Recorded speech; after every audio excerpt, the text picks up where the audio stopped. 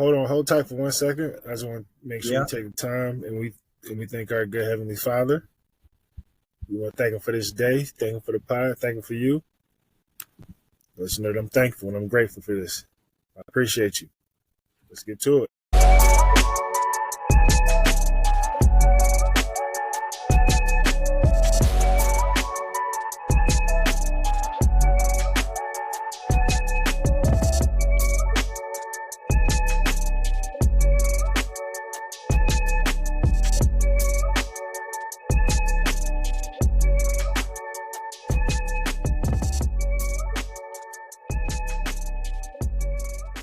Welcome to another episode of the Inside Out Basketball Podcast. I'm your co-host, Pete Trammell. I'm joined by my brother, Wes Trammell. How you doing, bro? What's good, man? I'm good. How are you?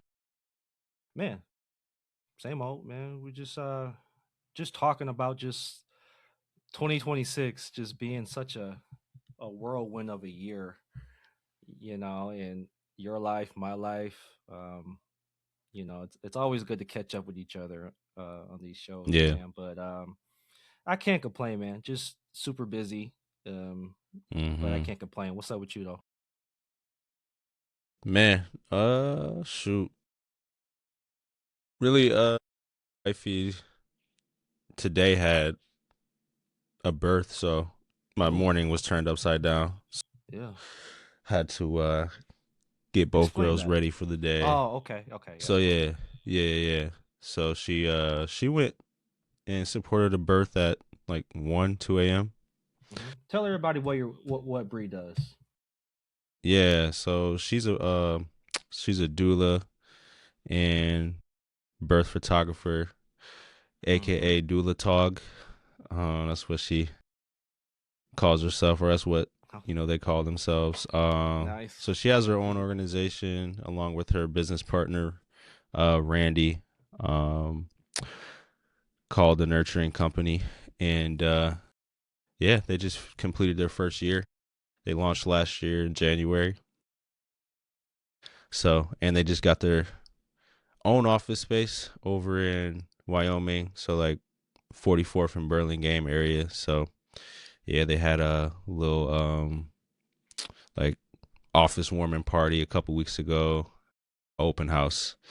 Had some people out there. So, yeah, it was scary obviously for her to make that move, but yeah, she's able to, how it is, own your own company, kind of get to do what you want, have your own values and stuff like that. So yeah, loves her business partner too, Randy. She's good people. Her husband's cool, so it just feels like a big family thing. Randy and her husband Joel, they got two girls as well, so it feels like it just works. Yeah, no, that's dope, man. That's what's up. Yeah. I mean, that's the type of business where I think you have to be family oriented, and Yeah. So because you're dealing with people's lives, and so that's just dope. Absolutely. Anybody in the medical field just amazes me so much. You know what I mean? Just Yeah. I think you have to be a special person to be able to operate on people, to be able to care for people in that manner. You just have to be a special person. I know I'm not. So it's hey, just man. yeah. Even before she got into her doula work, like she's always been a medical type person. So like she was working in information systems / IT at Spectrum at the time. But she was unhappy in that role. So she was like, I want to go back to pursue like medical. So she thought about pursuing PA school and different stuff. So she went back to CC for a second, and then she took a massive pay cut and did some nurse tech work. That's when she worked with John Zavitz for a while.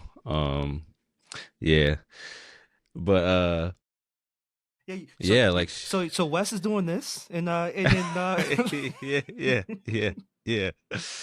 But yeah, like she would just describe what she's doing, like just wiping people's booties and all that stuff. Like it's just so matter of fact. Like I it wasn't like she was like, oh, I love it, but she was like, I Right. do it. You know what I mean? It's like it's nothing really like. So she just has a servant's heart, bro. So Yeah, that's yeah. definitely unique. I'm not even unique, but I just think all people who are like that are just special people. Honestly, they're just special people, Yeah. and like you said, service oriented people. That's just Mm-hmm. dope, man. So Yeah. shout out, shout Yeah. out to my sister-in-law. Shout out to Yeah. her, man. But No doubt. What's been up with man, you it's though? crazy time. You know, I was just talking to you earlier, and this is a crazy time of the year. And I will get into some of the basketball stuff here in a minute. Mm-hmm. But as you know, and Mm-hmm. as a lot of people know, I run an agency, NIL and MBPA agency. I also do work in sports management, sporting goods, apparel, equipment. So like my life is literally sports 24/7. Mm-hmm. And I tell you what, I worked in a school for over a decade, and I always wanted to get into sports as a full time type of job. And Mm-hmm.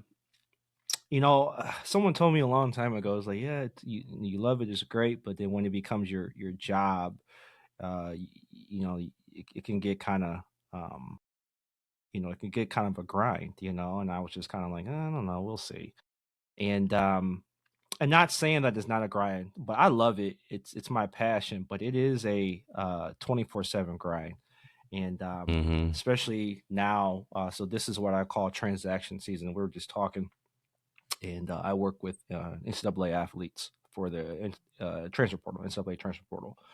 And it's a necessary, I don't like call it necessary evil, but it's a necessary element of the business that I run. Mm-hmm. NIL has only been around for 5 years now, and really the last 3 or 4 years, it's really become more of a just a hot topic and more something that's more analyzed at a high level, mainly because of the amount of money that is generated through NIL. And it's really professionalized college sports in a lot of ways. And Mm-hmm. so that really made the agent have to come in and be an agent. So what agents really is a middleman. And Mm-hmm. so um, this is transaction season. So if it's I liken it to like NBA free agency, where there's just it's a lot of Mm-hmm. transactions, a lot of communication. Um, so mainly it starts after the conference tournament, when teams start to lose and seasons start to get concluded. Um, coaches start getting fired. Now you're seeing coaches getting fired like right away. They're firing them the day after they lose.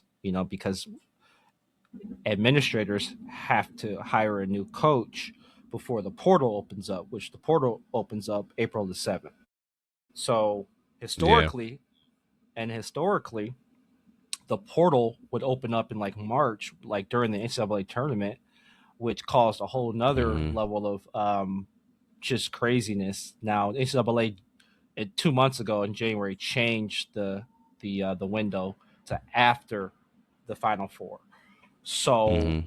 that makes it a little bit more manageable. But coaches are firing coaches, or excuse me, schools are firing coaches, and they're hiring new ones within 2 weeks. So Quick process. quick process. I mean, I listen. I just talked to a coach today. Make him. He's a rename, be nameless, but I was like, "Hey, coach," or I was talking to him about a client that I had, and I had no clue. But he was like, "Hey, man, they just fired the whole staff. I'm not even there no more." I'm like, "Dang, bro." And that was like a week ago. I didn't even know. I didn't see it. He's like, "Man, yeah, they fired the whole staff," and I'm like, "Bro, wow."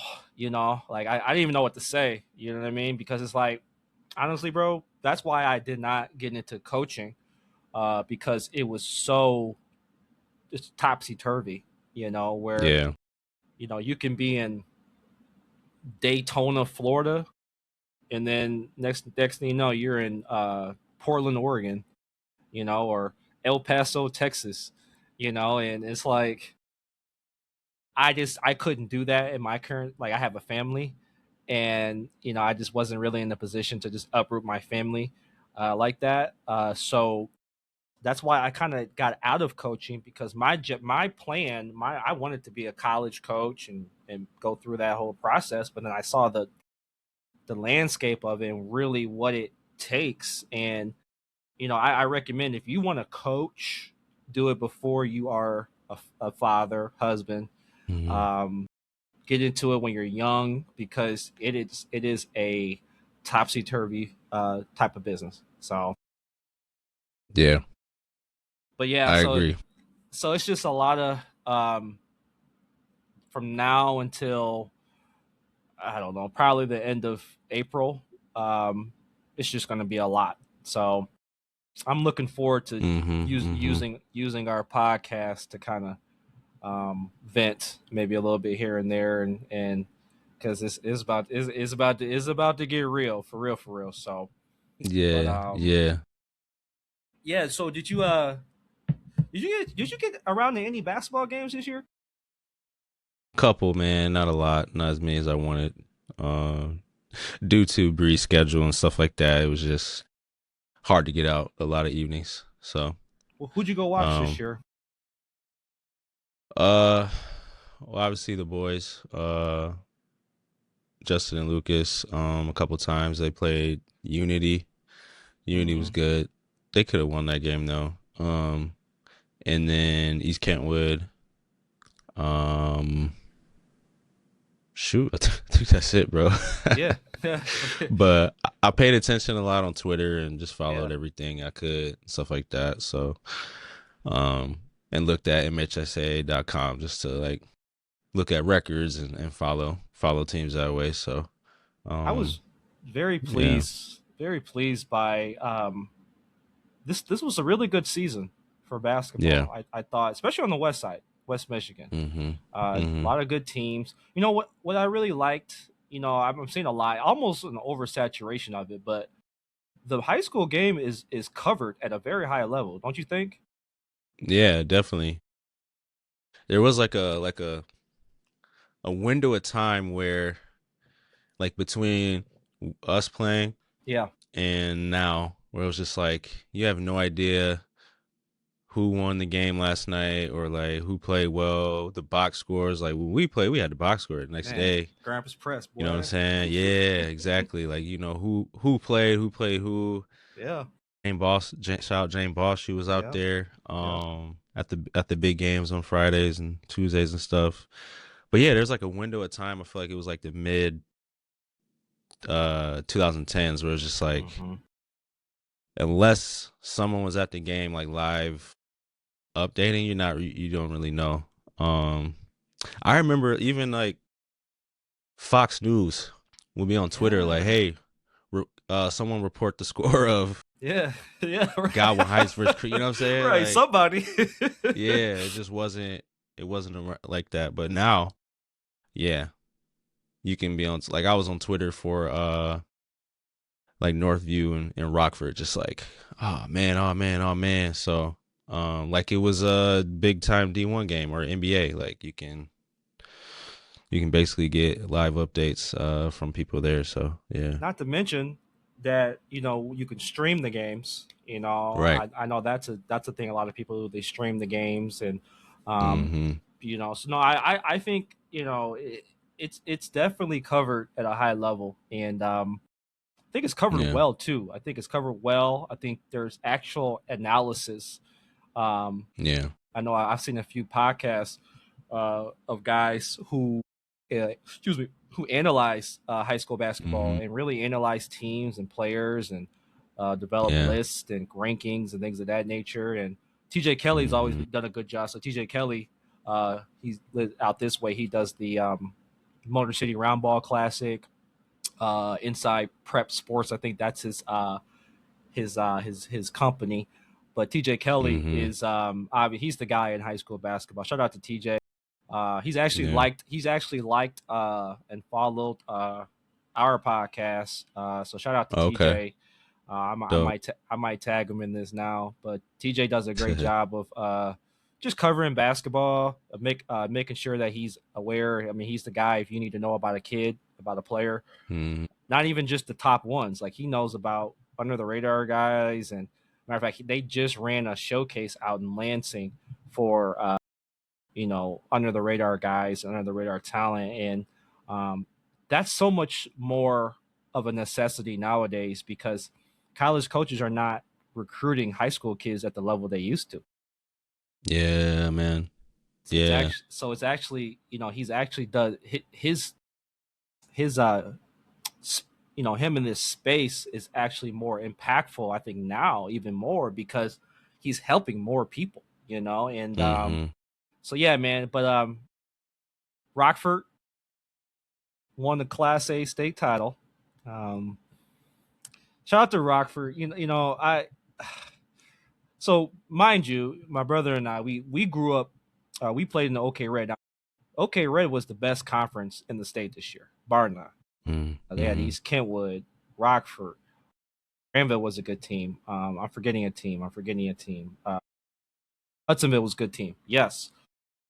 Just down the line, it was just a really good year for the OK Red. But this year, very similar to my junior year. I looked at my junior year, and that's when Rockford last won the state title. And Rockford was 28-0 that year. 28-0 that year. Holland was the second team. So Holland was 18-2 regular season.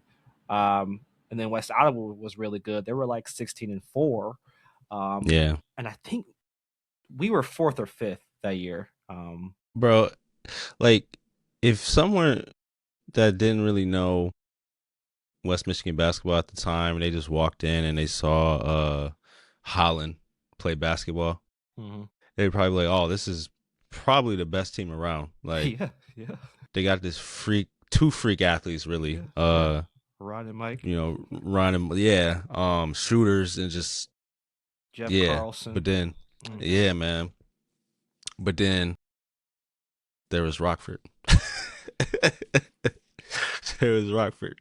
And what's crazy about Rockford too is, they went through a gauntlet to get to the state final. I remember they played like Detroit Murray Wright. They played Saginaw High with Anthony Roberson. Like they went through a gauntlet to get to the state. So they earned that state title. But them boys. Whew, that was the first time I understood that there was levels to this.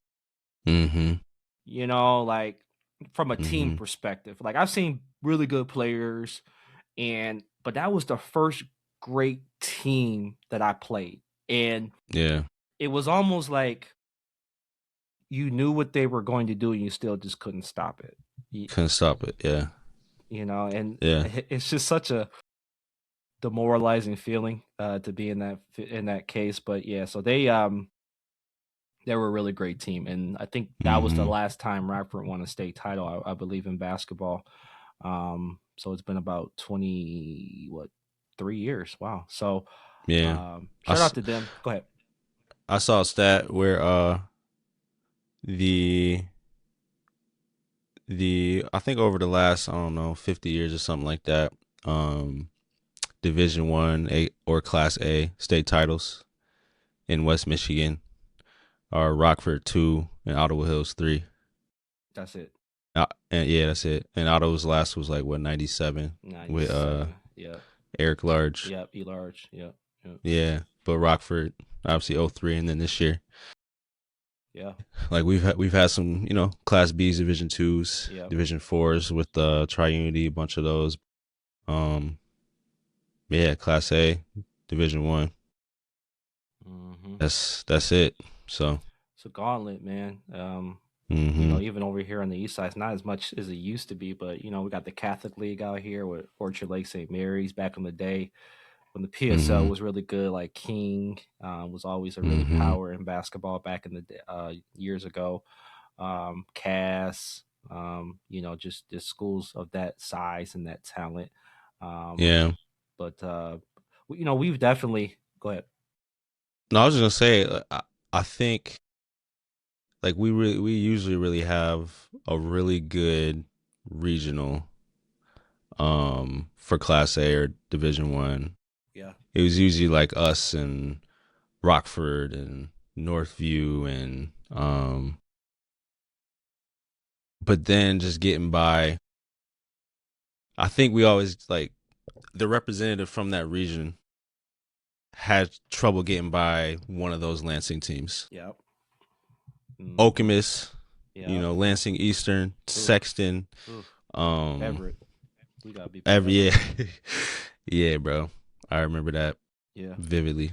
But it's always one of those Lansing teams that most likely, you know, beat us over here. But Rockford got it done though this year. They did. They did. Shout out to them. Mm-hmm. Shout out to I don't know their coach personally, but shout out to him. I watched them in person, and I was very impressed by just their execution, their just the way they played.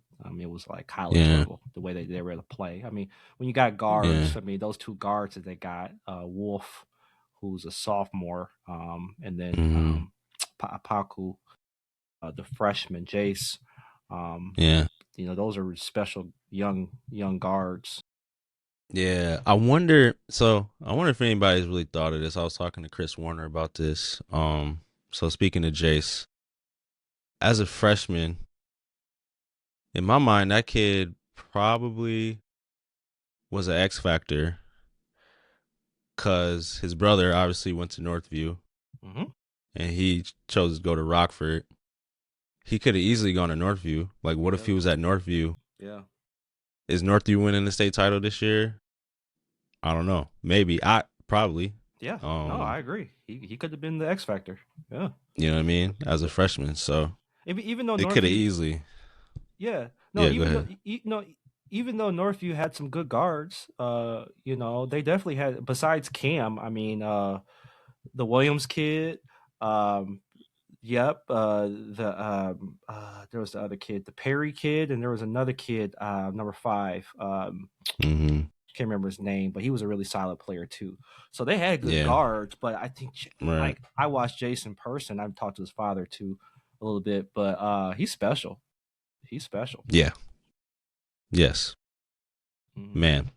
Yeah. Ever since he was little, yeah, his dad Mike and even Chris was just like, man, yeah, this kid Jace, Tyler's little brother. He's only like 9, hoops like he's 13. I'm just like, for real? And then videos started coming out, and yeah, it's funny though, man. Like when you hear about a guy now, videos come out. You probably see the video the next day. Back in our day, like for me, it was OJ Mayo and Tyreek Evans. It was like those two were like urban legends, bro. It was just like, yeah, Tyreek Evans, OJ Mayo, a man, bro. Like he got a full beard. He's 6'3". Like I'm like, what? I'm 12 years old. I'm like, huh? Yeah. And I didn't see OJ Mayo play until I saw like a little bit of him in AAU, but I didn't really see him play a full game until he was at USC. You know what I mean? Yeah. It's just different now. No, it's a lot different now, and I think that was the mystery back when we were coming up. Is like you really didn't see guys like that. Yeah, Like yeah. it wasn't really like YouTube wasn't around. I think right around like my high school career, that's when like all the downloading services used to come out. So you had like LimeWire and all of that, and you can like maybe so you can maybe find like a clip of LeBron James or a clip of if you can find it of I don't know Carmelo Anthony, Sebastian Telfair or whatever. Yeah. But it still wasn't like it is today though, where you could literally just find a kid's whole profile. Yeah, bro. I used to love just studying rivals.com, Man, like looking at like class 2002, 03, yeah, and just looking at like the names and like their pictures. It's like, oh man, this dude's 6'7", 230, a guard though. Just looking like, yeah, like, dang, he probably nice. He he probably nice, got bounced. Like, I wonder how he he play. nice. You know what I mean? Yeah. And that's what made, honestly, that's what made the McDonald's All American game so exciting. Man, Cause it's like, yes, oh, so all right, man. yes, I've been waiting to watch that dude. I've been waiting to watch him. I've been waiting. Ray Felt. I remember yes, looking at Raven Felton. He had an article in Sports Illustrated, and it was talking about his stats and stuff. I'm like, how is this dude averaging so many rebounds, man? Like, who is this dude? And then finally, you get to see him play live on, I don't know. It was just so exciting, especially. I mean, I'm like 12 years old at the time, so um, yeah, it's just different today. it's a lot different. And just to kind of put a cap on what we were just talking about, like, so that's kind of like my era, a little bit where I look at my era as like 01, 02, 03, 04. Like to Mm-hmm. me that's my era. Then like if you just think about all the guys, like I remember because like 01 was like Amari Stoudemire, Mm-hmm. and I'm like, and I look him up, I'm like, he's like number one, number two player. I'm like, man, who's like Amari Stoudemire? Like, uh, who is this guy? I'm like, he's probably good, and they might have been like a little like write up like about him, but I'm still like Yeah. in my mind thinking like, man, I don't know, man, who is this kid? And then like we all know who Mm-hmm. Amari Stoudemire is, and then like I think the one player that I honestly, because I think LeBron was a little bit different because LeBron was on national TV and stuff like that. I think everybody got a chance to kind of really know who LeBron was, but Yeah. the guy for me was Melo. So Mm. I remember, I think Melo's 02, and he's a year older than LeBron, and so I remember Melo was like, I think he was, I want to say Melo was,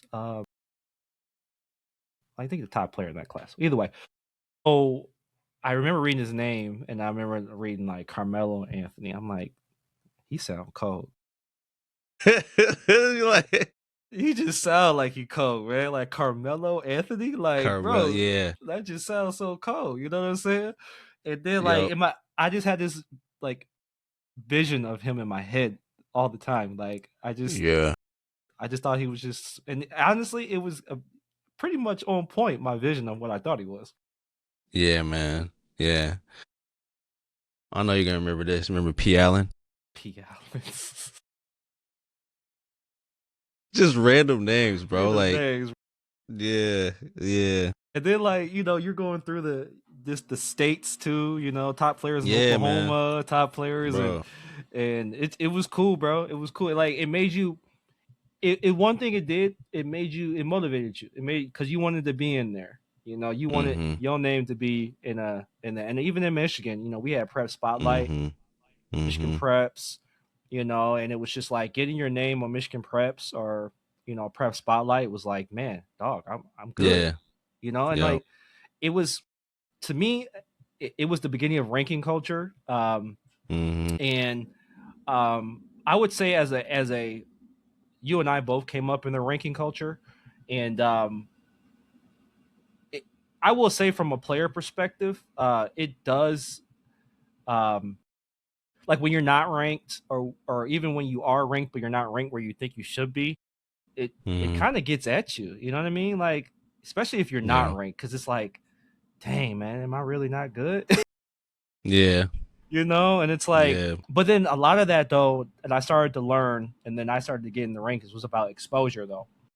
If Yeah. you were on AAU teams, and if you were exposed to scouts and stuff, then they would see you and then they would be able to rank you. So Right. learning lesson, Yeah. you Yep. know.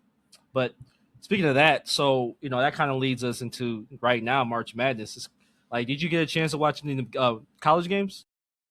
Yeah, man. South Carolina, watched their run. The women, Watched a little bit. No, not South Carolina, my bad. Arkansas. Arkansas. Um, Ooh, we're talking about A Cup in a yeah. minute. Yep. I watched some of the Big Ten, Michigan, some of their games and stuff. Yeah, mostly Big Ten and SEC, Yeah, honestly. Yeah. I watched the Big Yeah. 12 too. Big 12, Mm-hmm. Big 12's best conference I thought this year. Yeah. But who you like? I mean, I know you watched a lot of teams. Any team that Yeah. caught your eye? Um, bro, I'm envisioning Darius Acuff having a Kimba like run in this tournament, bro. I just, yeah, for me, they're a lock to the Final Four. For me personally, I mean, obviously, he's not the only one that they have. Like, they got a good, nice squad, bro. They got other guys, but he is just wow, bro. I can't even. I have no words. But yeah, yeah, So a little bit about him, and I'm glad that we were kind of that leads us to the freshman talk. mm-hmm, So he's from obviously he's from Detroit, Michigan. Um, mm-hmm, so I watched him play in person a couple times. I watched him play mm-hmm. in person in like a couple summer league games, right? So Yeah, this is back when he was like a freshman sophomore, and like the first game I watched him, it looked like he wasn't even trying, but he was just scoring. Like he was just yeah, this is as a freshman, you know what I mean? And I'm like, yeah, bro, like, is it this easy or is it like the team this bad that he's going nah, against? It just was easy. And then I watched him, again, and then I'm like, no, he's really that good, you know. And I'm yeah, like, and this is like I watched him. I was able to watch him close too. So like I'm like it was like a little itty bitty gym, and I'm in there. mm-hmm, I'm watching him, and I'm like, and nothing he did was flashy. Nothing he yeah, did was like he didn't over dribble. He didn't like celebrate. You know what I'm saying? yeah, Like you almost like if you wasn't really watching and really kind of yeah, watching basketball, you probably would never even thought he was like a guy like that. You know yeah, what I mean? Just because he wasn't yeah, just out there, like he was just, let me get mm-hmm, here, let me get to that spot. Oh, I'm gonna finish there. mm-hmm, Just awesome, just great, great. yeah. Someone, someone on Twitter said he plays like Stephon Marbury, and I can't unsee it, bro. No, I agree. I can't. I agree. I, I think I heard that comp and I agree. Very yeah, almost to a T. Steph was yeah, I think Steph may have been a little bit more of a scorer. Not to say that yeah, Darius is not a scorer. Darius can score, but I think mm-hmm, Darius is a playmaker first. mm-hmm, Then it's like, nah, let me go get this bucket real quick. You know what I mean? Now so I think he is a quintessential pass first type of point guard. You know, Steph yeah, again. Not to say that Steph Marbury couldn't create and couldn't do all of that. He could do all of yeah, that. I'm not saying that, but I think I think he was just a little bit more of a hungry scorer than yeah, Darius was. But in terms of body type, in terms of just overall game, yeah, bro, that's an accurate comp for sure. yeah, yeah, no doubt, man. Yeah, he But yeah, just I love I love his game. I yeah, I remember kind of following him, yeah, since he was a freshman, and then I think as a sophomore at Cass Tech, they won the state won a championship. state title. Yep. Um, and that's as the guy, bro. Like, and that's not He I don't know. right. Not many people do that, you know. I don't think Not many people people do that. understand. No, they don't. They don't. Seniors Yeah, don't do that. You know what I mean? Like you got to be a yeah, special senior. And I mean, I remember that Cavs team. I mean, it's not like they had uh, other Division One players on that team. You know what I mean? mm-hmm, Like I mean, I got to look back at the squad. There may have been one maybe or two, but they didn't have like they weren't dominant. From yeah, talent perspective. Steve right, Hall, shout out to Steve. Steve is the head coach. Me and Steve got a good relationship.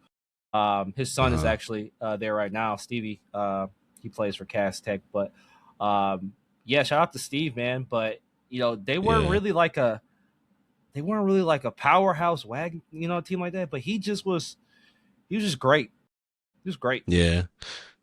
Like For someone that young to be the guy on the championship team, I I think of Tory Jackson, uh, who just Imani, Oh when yeah. when he was a freshman, right? Oh yeah. Um, Oh yeah. and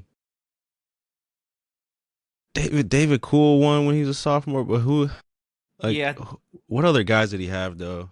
Yeah. Did Dave was was a Derek Van Salkema? sophomore. Yeah. So that was 02. No wait, no. Dave was 2 years behind me. So he would have been a sophomore when I was a senior, right? Yeah, 04. No, they Maybe were he was a gone. freshman. He was a freshman. He was a freshman because they had oh Okay, yeah, they I mean he they had a was squad. they had a squad. They had they had two Division One players on it. Okay, okay, Kirk Walters. Kirk went to yeah, Arizona, and Derek okay, and Sokoma went to Eastern Michigan. yeah, yeah. Mm-hmm. Um, okay, but yeah, I mean, I don't know. There could be more guys, but those are the first two guys I think of: Imani and Tory. Like, Yeah, I don't think that there's another sophomore that was the engine of a team, uh, especially Division One. Shout out to Tory, but that was Class C. mm-hmm, You know what I'm saying? yeah, Now I'm not gonna poo poo on it because I think they won a couple at Buena Vista, if I'm not mistaken. yeah, yeah, Um, but at the end of the day, man, nah, he went Division One Class A state title, led him to mm-hmm, a soft, and it was almost like he was like, all right, I'm good, y'all. I'm gonna go to prep school. You know, like I'm out of here. So, yeah. What more can I right, what can I do? You know what I'm do? saying? I can only down from here. So, man, shout out to Yeah, Darius, man. Shout out to um, I met his brother. I met Darius's brother. He actually mm-hmm, goes to a school that I work for. I work with actually. Good kid. Good. Just overall, I could tell that they come from good people, good family, good values, and you can yeah, just tell by the way he plays that that's just kind of how he came up, man. mm-hmm, Man, that's mm-hmm. what's up, bro. But go ahead. I was gonna say another team.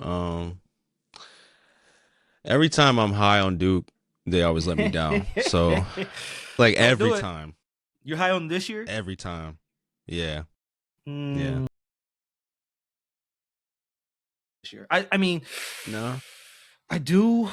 I, d- first of all, losing their point guard is going to hurt them. Yes. I think that's going to hurt them. And once we get, because these tournament games are unpredictable, and I just think it's going to be hard. Like especially if they can't get into their sets, if they Mm-hmm. can't get Cam Boozer the ball where he needs. Now, granted, Mm-hmm. here's the thing though, Cam he can just bring it up though. He can just bring it up. He can initiate offense. Um, Yeah. he's I'm trying to think of a good comp for him. Mm-hmm. And it's hard. I don't like to always put comps on guys. He's like a mixture. He's got a little bit of his dad in him. I will say a little bit of his Mm-hmm. dad, like that physicality around the rim, Yeah. just that Carlos Boozer, just pumping power type of player. Yeah. Um, Can't but stand Carlos I know, Boozer. right? Yeah, just I like it. I like his sons more than I liked him. You know what I'm saying? Yeah. I couldn't stand Chicago Bulls Carlos Boozer. He was the worst, bro. The worst. Honestly, what started it was like The bronze when stuff. he left, I'm just like, bro, okay, you really think you the man like that, bro? LeBron could have probably made you a Hall of Famer, but go I somewhere then. I mean, I don't really I can't remember the actual scenario of him leaving. I don't know if they were going to pay him the money that he thought Yeah. they were supposed to pay him, which I Yeah. mean, rightfully so. But like, I thought that like he should have stayed just because I thought Brown was going to make him a better player. Yeah. Facts. You See what he know, did to Mo Williams. and made that one All Star. Him and Jeff Teague. That one All Star. You know what I'm saying? Yeah. Made Mo look like, and it made you really think that Cleveland could have won the title that year. I know, bro. And then the playoffs were like, Mo, where is Mo? He Where is he? turned back to a pumpkin. My gosh. Shout out to Don't get Mo, me man. don't get me started. But man, was that the 2018, 7, 8, 9, And one of those 8, 9, and 10. Yeah. they were a wagon in the year though. They won like 60+ games both of those years. They were one of the best regular seasons. I used to love to watch them play with him and Delonte and Mo and Booby Gibson, those guys, Drew Gooden. Yep. They just locked up, man. That's why I'm afraid for the Pistons, bro. They're kind of in that category. Yes. They're really hard to play against night to night. They play hard. They play great defense.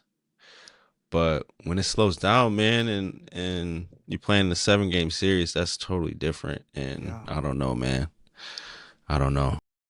Like, I think, no, I agree 100%. I love the Pistons.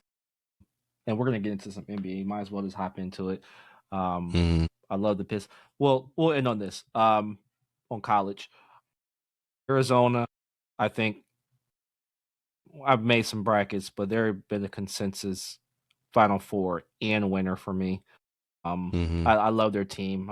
They got guards. They got big guards, Jaden Bradley, Braden Broyles, Burries. They got shooting. They got big. So I love their team. I've been watching them a lot this year.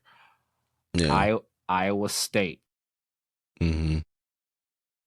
Iowa State. I picked between Duke and Michigan State. That's going to be to me, that's a toss-up. I think Michigan's Tom Izzo, and I always say it every year, Tom Izzo, he is one of the best single game preparers that's ever lived. He can create a game plan. Sometimes even like, because that Thursday to Saturday or that Friday to Sunday, you really only got one day to prepare, and I mean, that's why I think that's the secret sauce in really going far into the tournament is how quick are you able to prepare for the next team. And I think Tom Izzo does that better than any coach that's ever lived. For sure. And he's done it with lesser teams. Go ahead. Yeah, get into that, bro. Like, because obviously you had 2 deep runs. Yeah, for sure. And like, I got a little taste. Like, we won a first round game, and it was like we was hyped for an hour, but then we had to be in coach's room after we showered and got back to the hotel and stuff like that for scout. Like, literally, you know what I mean? So it was like not a lot of time to celebrate. So like, I guess from your point of view, what was that like? Yeah, 2 different situations, 2 long runs. I think the first long run, we were on the road. The second one we were at home, so that was a bit different aspect. The first one was, there's always one game in that run where it's like you got to get lucky. Yeah, that's to me, that's the first element. There's one game in that run that it's just something happens, and for us, it was we won that first round game against Quincy. It was the second game. I can't remember the team that we played, but it was the second game we played. It was a nip tuck game. Now I'll go to the undefeated year. That game was Northern Kentucky that year. Where I remember that. It was because again, they're preparing for you too. And when you get to the tournament, teams have 30+ games of film on you. So there's nothing you're going to do that they have not seen on tape. So there's some point in the tournament where like you really kind of got to throw everything away. And you have to win on guts. You have to win on luck. You have to win on just being better from an individual basis. So I think that's a huge element of it. And I just think that being able to break it down game by game. I think sometimes when you look at the tournament, you look at the whole bracket, and it's like you look at it as one whole thing, but it's not. It's just one game by one game. And you can't look at it that way.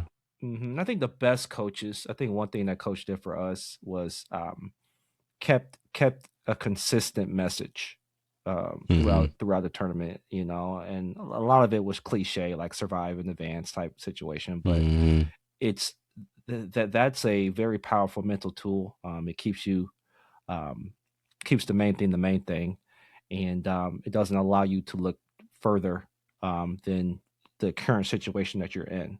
So Yeah. I think it takes a lot of that. It takes a lot of focus. It takes takes luck. Yeah. And then, like I said, at one point though,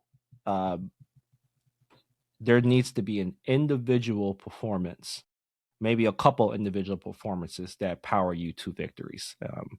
And Mhm. for us, that was a few times we had it. It was myself. It was Jason Bean. There was a lot of different individual performances that got us through. So, Mhm. yeah, that Yeah. was my experience with the NCAA tournament, Mhm. and I think that overall, I think that that's what really those are the elements that are in a long run. Yeah. Yeah. And Man. yeah, go ahead. No, I was just gonna say, like, my sophomore year, everybody has these stories, man, where they look back and just like what could have been type thing. So I remember we were watching. So Kentucky Wesleyan, they were I they were remember. hosting. I remember. Yeah. Uh, they were nice, bro. Yeah, I remember. Yeah. And we were scouting because we played the winner of that game because we had just beat Finley. Um, Oh, beat Finley? yeah, we beat Oh yeah, Finley. y'all Yep. did that year. Yeah. Okay. Yeah, yeah. Little get back That going. was, yeah, man. Had like, God, especially what they did to us. But Thank you. so we were watching Kentucky Wesleyan and St. Joe's. I don't even think they exist anymore. St. Joe's College. Indiana. Yeah. Yeah. But St. Joe's is the 8 seed, and they beat Kentucky Wesleyan. And we're all like trying not to overreact, but we're all looking at each other like, y'all seeing this? Like, we got a chance to go. We got a chance to go to Elite Eight, man. Like, what's Yeah. going on right now?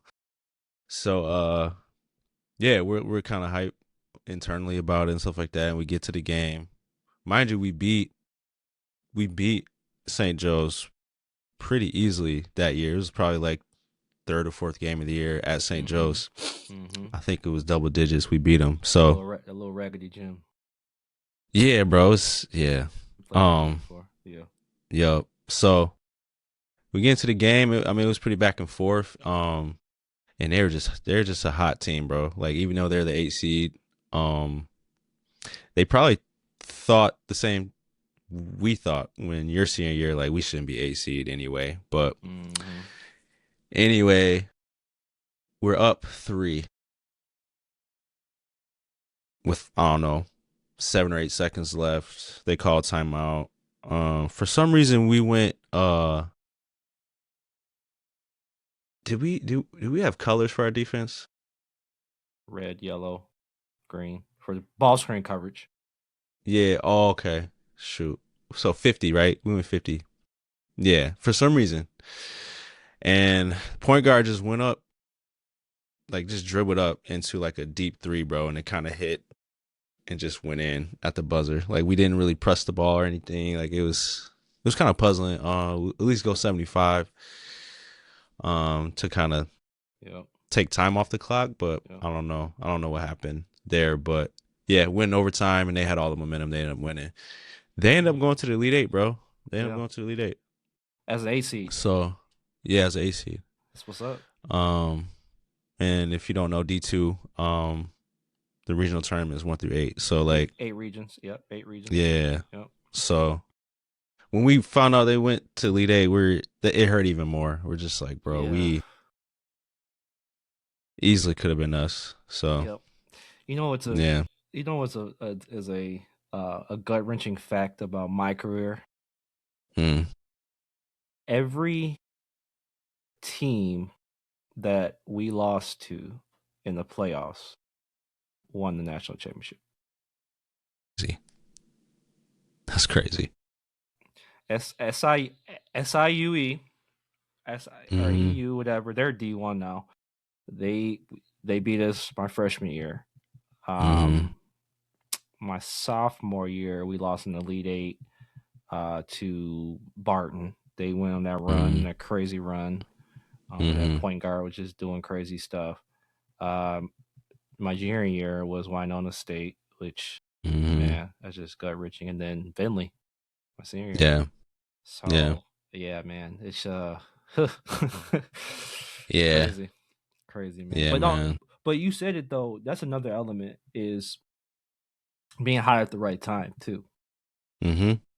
I think one of the worries that we had going in the year when we were undefeated was, should we have just lost the game just to, experience a loss? Yeah. Because it's like, have we peaked? Have we been the best that we can possibly be? Yeah. I'm not saying that those were questions in our head, but I'm sure that that Mm-hmm. could have been, coaches could have been thinking that. Um, Yeah. but yeah, the team that, who fought to get into the conference tournament, won the conference tournament, um, Mm-hmm. had to really fight to get into it and all that. And then now they're in a national tournament and really they're playing with house money. Yeah. Those are the most dangerous teams out there, Right. And Yeah. so yeah, man, shout out. Go ahead. Yeah, I mean, high school, that reminds me of my junior year. We were 16-0. Lost our 17th game to Rockford at Rockford. It was one of those games, man, like I wasn't gonna be like, oh, we might not as well play. I don't think we're gonna win. We're not good at, I don't know. But you still have those feelings though. Like it's gonna be a hard one tonight. That's what I thought. Yeah. Cause varsity, you walk in, the JV game's already going. Bro, the JV game was packed. Like packed At Rockford. Yeah. at Rockford. Waiting on y'all. Yeah, and Rockford JV is just giving our JV just work, bro. So it's just like they're adding fuel to Momentum. the crowd's fire, just like, yeah, varsity's gonna be like this too, yeah. Like, so we're like in the stands, just watching, just looking around, like it's thick in here, bro. It's It's real. thick. So we get out there, man, from the very beginning. Shout out to Brian Paziak, man. He hits 2 threes in the first quarter. And Brian, you weren't a shooter, bro. Like I love you, dog, but you know this. He hits 2 threes in the first quarter, so I knew what was about to happen. Like it was gonna be a long night for us, and yeah, we ended up losing maybe like 8 or 9. But honestly, bro, we didn't recover from that. So we started out 16-0. Yeah. Started out 16-0, and then we ended 18-3. So we went 2-3 in our last 5. That was your sophomore year, junior year. So that's what y'all lost to Debo and them. No. Sophomore year we lost to them. Junior is Hudsonville when y'all lost in the first round. Hudsonville, yeah. So Hudsonville was that team that was scratching and clawing and but they wanted it more than us, and we always complain like, oh, Hudsonville always play this gimmicky defense against us. They either boxing one tie or triangle and two, me and Ty, and it's like if they just play this 5-on-5 regular basketball, we would pop them. Don't matter. Hey, be careful what you wish for, because that's exactly what they gave us. They played us straight up 5-on-5, and they gave us that work. Like they just wanted it more than us. That's the only explanation right there, bro. Like, and I'm not saying that they weren't a good team. Like they had Dominic Allen, Justin Vandermeer, and just athletes, bro, that play football that could,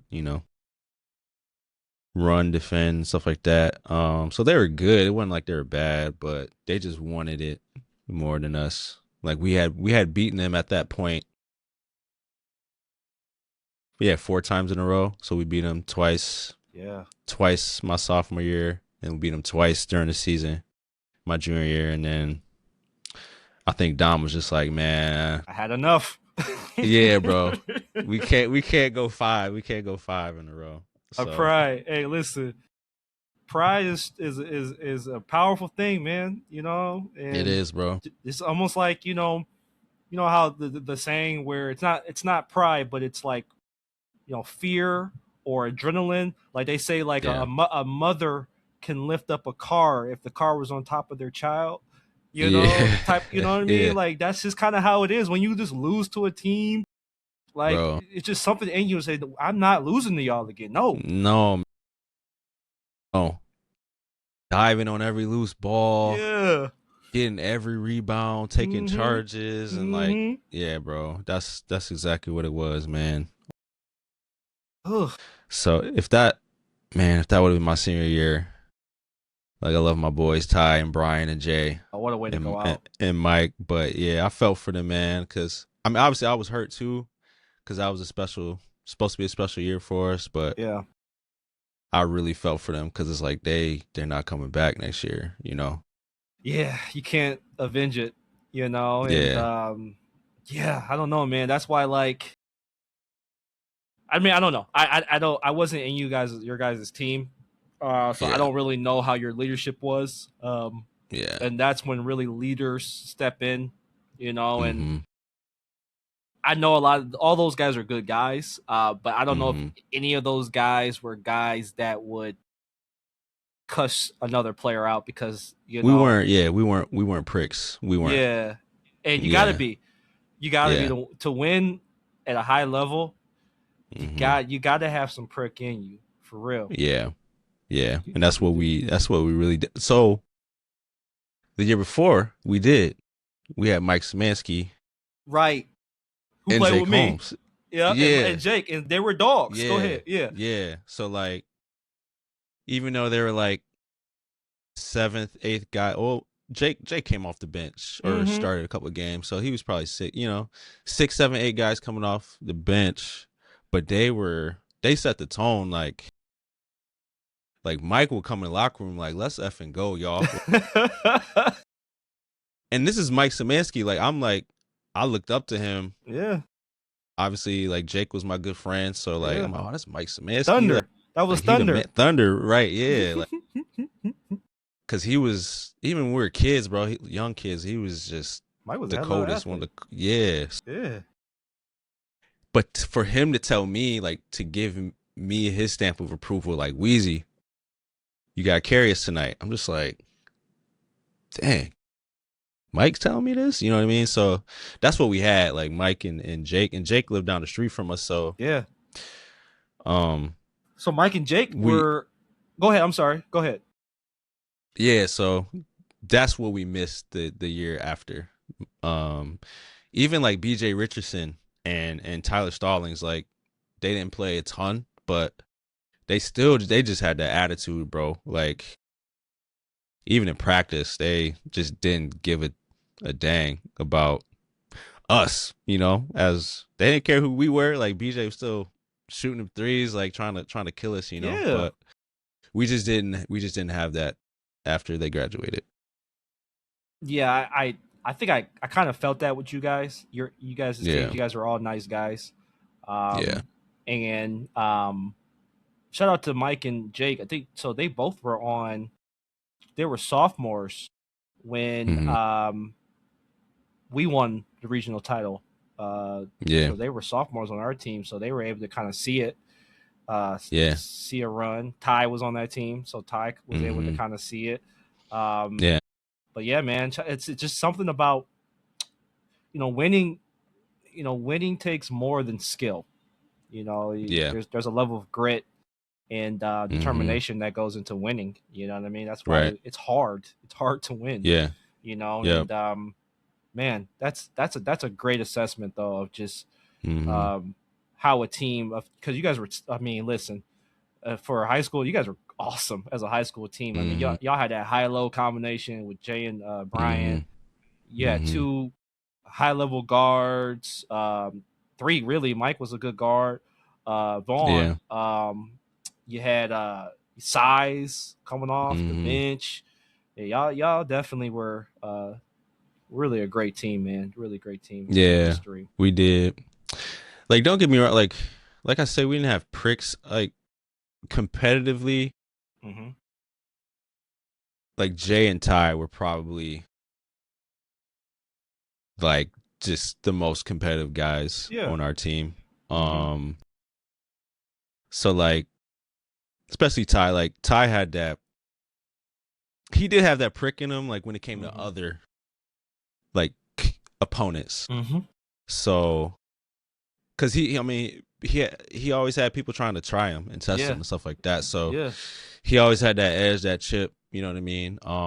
And growing up playing with the Grady's and stuff, like that's just like he wasn't scared of nobody. So, but when it came to like us as a unit, like when someone wasn't doing what they were supposed to do within our team, that's what we were missing. It was like, yo, hey, you know what I mean? We didn't have a ton of that. Yeah. So, yeah. In accountability within the team. Accountability. And the best teams do it. You know, the best teams do Right. it. And yeah, I mean, it just a lot of that is I don't really know how that's created. Yeah. That a lot of that's organic. A lot of that is I know coaches can prompt it. They can prompt, hey, you know, hold each other accountable, hold each other up. Mm-hmm. You know, the best teams are the ones that the players police each other, which I agree. Mm-hmm. You know, but yeah, it's just hard to replicate that. You know, and especially when personalities don't really lend to that. So it's really difficult. I would say, really none of the teams I was on really had that issue, because if if if nobody was doing it, and you can attest to this, I was gonna make you do it. You know, and I would sacrifice myself to to get someone else going, you know. And so I don't know, it just takes a level of, you got to be a little bit crazy, I guess. But I think it's rooted in competitiveness. It really is. Yeah. It really is. Right. You know. Right. But man, it's just it's just a lot you learn from basketball, bro. It's just sports in general, about just people and how to go, and then teams, because it all correlates to, you know, life and business and things of that nature. There's a lot of elements you can take out of that. So yeah, for sure. One thing, I think what would have probably helped us in practice, like I know Coach Dyke wanted us to have like our starting five to have all sorts of reps together and stuff like that. But like it was always us five. You know what I mean? You got to split them up. And like we never, like me and Ty never competed against each other. Yeah. In practice, you know what I'm saying? Like we never had that. You know, like you and Jason had, you know what I'm saying? Yeah. Like, oh, for sure. Absolutely. We never had that. Yeah. And like I wish we would have more opportunities for that. Yeah. Like at Grand Valley, right? Mm-hmm. Like obviously we had you had, you know, first team, second team, like we would do drills and stuff like that. But Coach would mix up, like he would put cats from first and second team together with scout team, like, and we would play cutthroat. We would play hockey, you know what I'm saying? Like we would have stuff on the line, bro. Real life stuff on the line. Real life stuff. Like I'm not doing this 54. Like I just did a 54 last drill. Like I'm not doing this again. That type of stuff. I think more of that would, like you say, like I don't know how you would like bring that along on a team. Yeah, like I think that type of stuff I agree. naturally does, because you just start getting hostile. Like, bro, get in help side, bro. Like, I'm not trying to run, bro. Like, can't breathe. Come on. Like, you choke somebody for that. Yeah, like stuff has to be on the line, bro. I remember 8th grade, so shout out to Coach Sampo for football. like whenever we fumbled, like it didn't matter if it was a turnover or not. Me, Rob, and Jake Szymanski had to do we're like barrel rolls or whatever, like over our head. 50 yards per fumble. If you 50 fumbled yards or per if fumble. anybody fumbled? Anybody fumbled. Oh. He was like, you guys are the and Andrew Block. He was like, you four are the team captains. Like, so whenever we F up, it's on you. So naturally, we're like, y'all better not F and fumble. Like we're on everybody's head. Like, hold on to the football. One game we fumbled 4 times. We had to do 200 yards.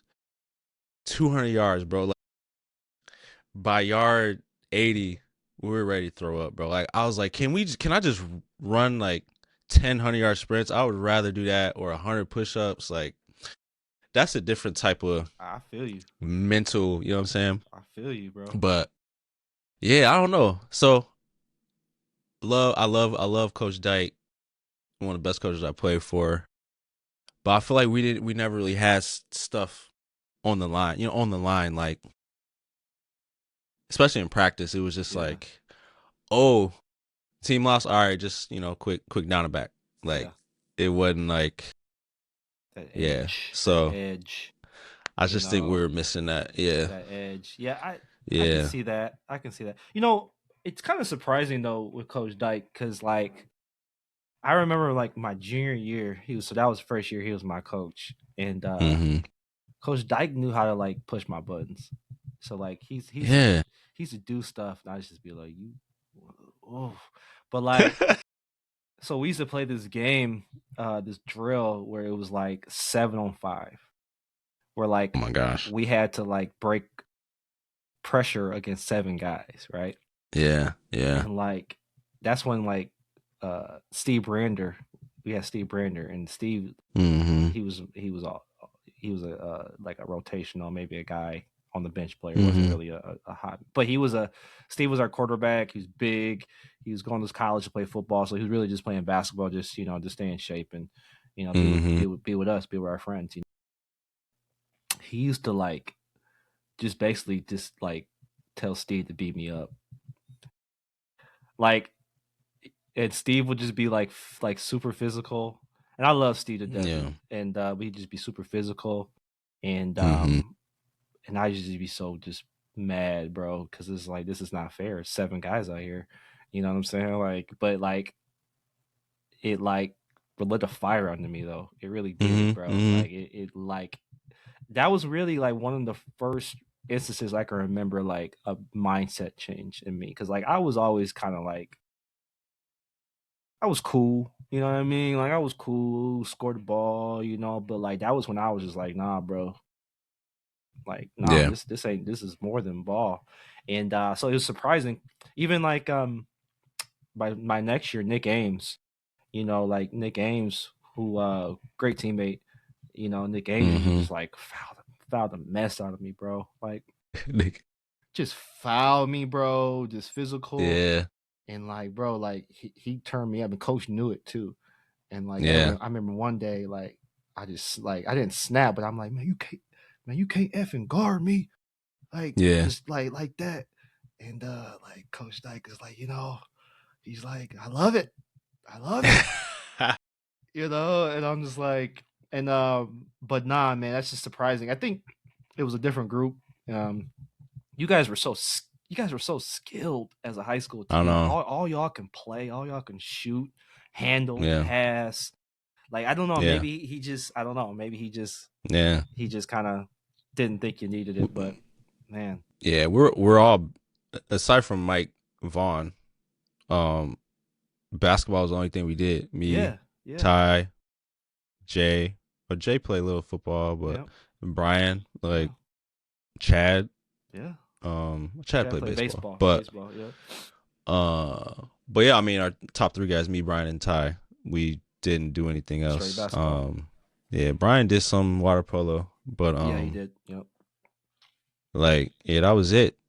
And we're in the gym a lot, Yeah, I don't know. Maybe coach just thought like he didn't need to do that with us. I'm not sure. But that's literally what we were missing. But speaking of Nick Ames, bro, if he was like 6'4", Yeah, man. like that dude has so much heart, man. Man, Nick was, yeah. So much heart. Like if he was Listen, 6'4", bro. Nick was a 6'1", 5", but Yeah, like Nick was first of all, a heck of a teammate. Heck of a yeah, teammate. His dad was cool. His dad was always just respectful and yeah. liked his dad a lot. His dad was very involved. But Mm-hmm. yeah, man, Nick, I mean that whole team, bro. Like, I had some really great teammates. So like Mike Brown, Nick Ames, Yeah, BJ yeah, Wells. BJ actually reached out to me. Me and BJ have been talking recently. Just the guys like that were listen, I would say the that run that we made in high school, I would say like BJ was probably the X factor in mm-hmm. a lot of like moments. Dude. Yeah, he would do stuff in practice. I'm like, how, bro? Like he was just athletic with it, bro. He was different, bro. I BJ, don't. he used to just dunk vert, just Yeah, two hand. We'd be yeah, doing free bro. throws, and he'd just be like, Like what? "You got that in you like that for real." Yeah, then he was just like, slick his hair back. He's like, bro, need me a brewski, bro. He gave me, dog, true story. He gave me a ride he gave me rides home all the time from practice because I was just a freshman. This dude, bro, was looking at me and he was just like driving like with his fingers on the steering wheel, just like staring at me. He's like, hey, bro, you ever heard of the game Chance? Stop it. I'm like, what are you talking about, bro? He's like, what are the chances I go through the stop sign here and we don't hit a car? I'm like, bro, stop playing with me, man. Like, I know you gonna stop, right? He's like, I don't know. He's staring at me, bro. He ended up stopping last minute, but I was trying not to act scared. But I was just like, what's this dude about to do, man? Because I don't know, man. I don't know. But he ended up stopping though, but he had me scared. Not gonna lie. Shout out to my. I'm gonna tell. Yeah. We're messaging. I gotta message him back. But shout out to my guy, man. He's still in West Michigan. He lives up. He was telling me he's still. I think he's teaching, but he's got like a construction company and stuff now. But Yeah. great athlete. Yeah, I haven't seen him in a long time, but I've ran into Danny Omedian. Yeah, we used to work together at Steelcase, and then oh yeah, speaking of Nick Games, he married Kristen Gallant, Tom's Tom. sister. Yeah, I remember them dating. So yeah. So they live right next to mom and dad too. oh really? Didn't even know that. Yeah, on the other side of the lake, but yeah. So that whole family, they go to Grand Rapids first, and we were visiting there for a while. So that's where I would see Nick a lot. So well, if you see him again, tell him I said hello. Tell him yeah, he was one of my favorite teammates. He probably don't know that. Yeah, man. He really don't, but he was one of my favorite teammates for sure. Man, bro, always just like, hey, I'm gonna set a screen for you. Just come on. I'm just like, bro, that was him for me. Joe Erdely, bro. Yeah. Joe Erdely was like a 5'9" 4 for us, bro. Yeah. Like, started a lot of games senior year. Mm-hmm. Set the best screens, man. Like, he knew his role. Like, he literally, like Joel Anthony. Like, I don't have to touch the ball ever. Yeah. I'm just gonna set screens. Yeah. Like, I'm gonna set screens. I'm gonna take charges, and I'm gonna piss off whoever I'm guarding. Like, you need a guy like that. Yeah, bro, that was Joe Erdely, man. He was an all-conference guard in football. Yeah, 5'9", like maybe 200 pounds. Yeah, you know what I mean? Red. Like, he just red. Yeah, he had a lot of heart, bro. A lot of heart. Yeah, that was my dude too. Man, shout out to Joe, man. Yeah. Didn't he have a Yeah, nickname? Did he have a nickname or something? we just call him Erds. Oh, okay, okay. I thought he had Yeah. I thought he had a funny nickname or something. So Oh nah, but he did the unit. I think we call him the unit. okay. Okay. Yeah, What but even like didn't he have like a lot of hair or something like that? Like didn't he have oh, like a bro, he was harried in a mug. yeah, okay, Yeah, like that's his. what it Yeah, was. That's what it was. He had like a lot of yeah, hair. Yeah. yeah, Okay. That's what I was trying to yeah. remember was something about him. I don't know if they call him Chewbacca or it was AI in college. But no, yeah, no. I'm just trying to figure out which one was it. Because Ferris was getting on AI too about that, but yeah, Don't get on my guy like that. My guy. Shout out to AI. Shout out to AI. yeah, that's my boy. Shout out to That's my Bobby. boy. Shout out to Bobby. You did. See now you. Let's get into football. Or let's get into NBA, bro, real quick. Cause so Lakers are actually rolling. You see that? They give you Yes. hope. Giving you hope. You see Brian dive in the ground. Bro, yeah, playing hard. So I texted Chris this morning actually when I saw DeAndre Ayton say that he had to look himself in the mirror and say that he you didn't see it? Mm-mm. So he said I had to look at myself in the mirror and realize that I'm not that guy.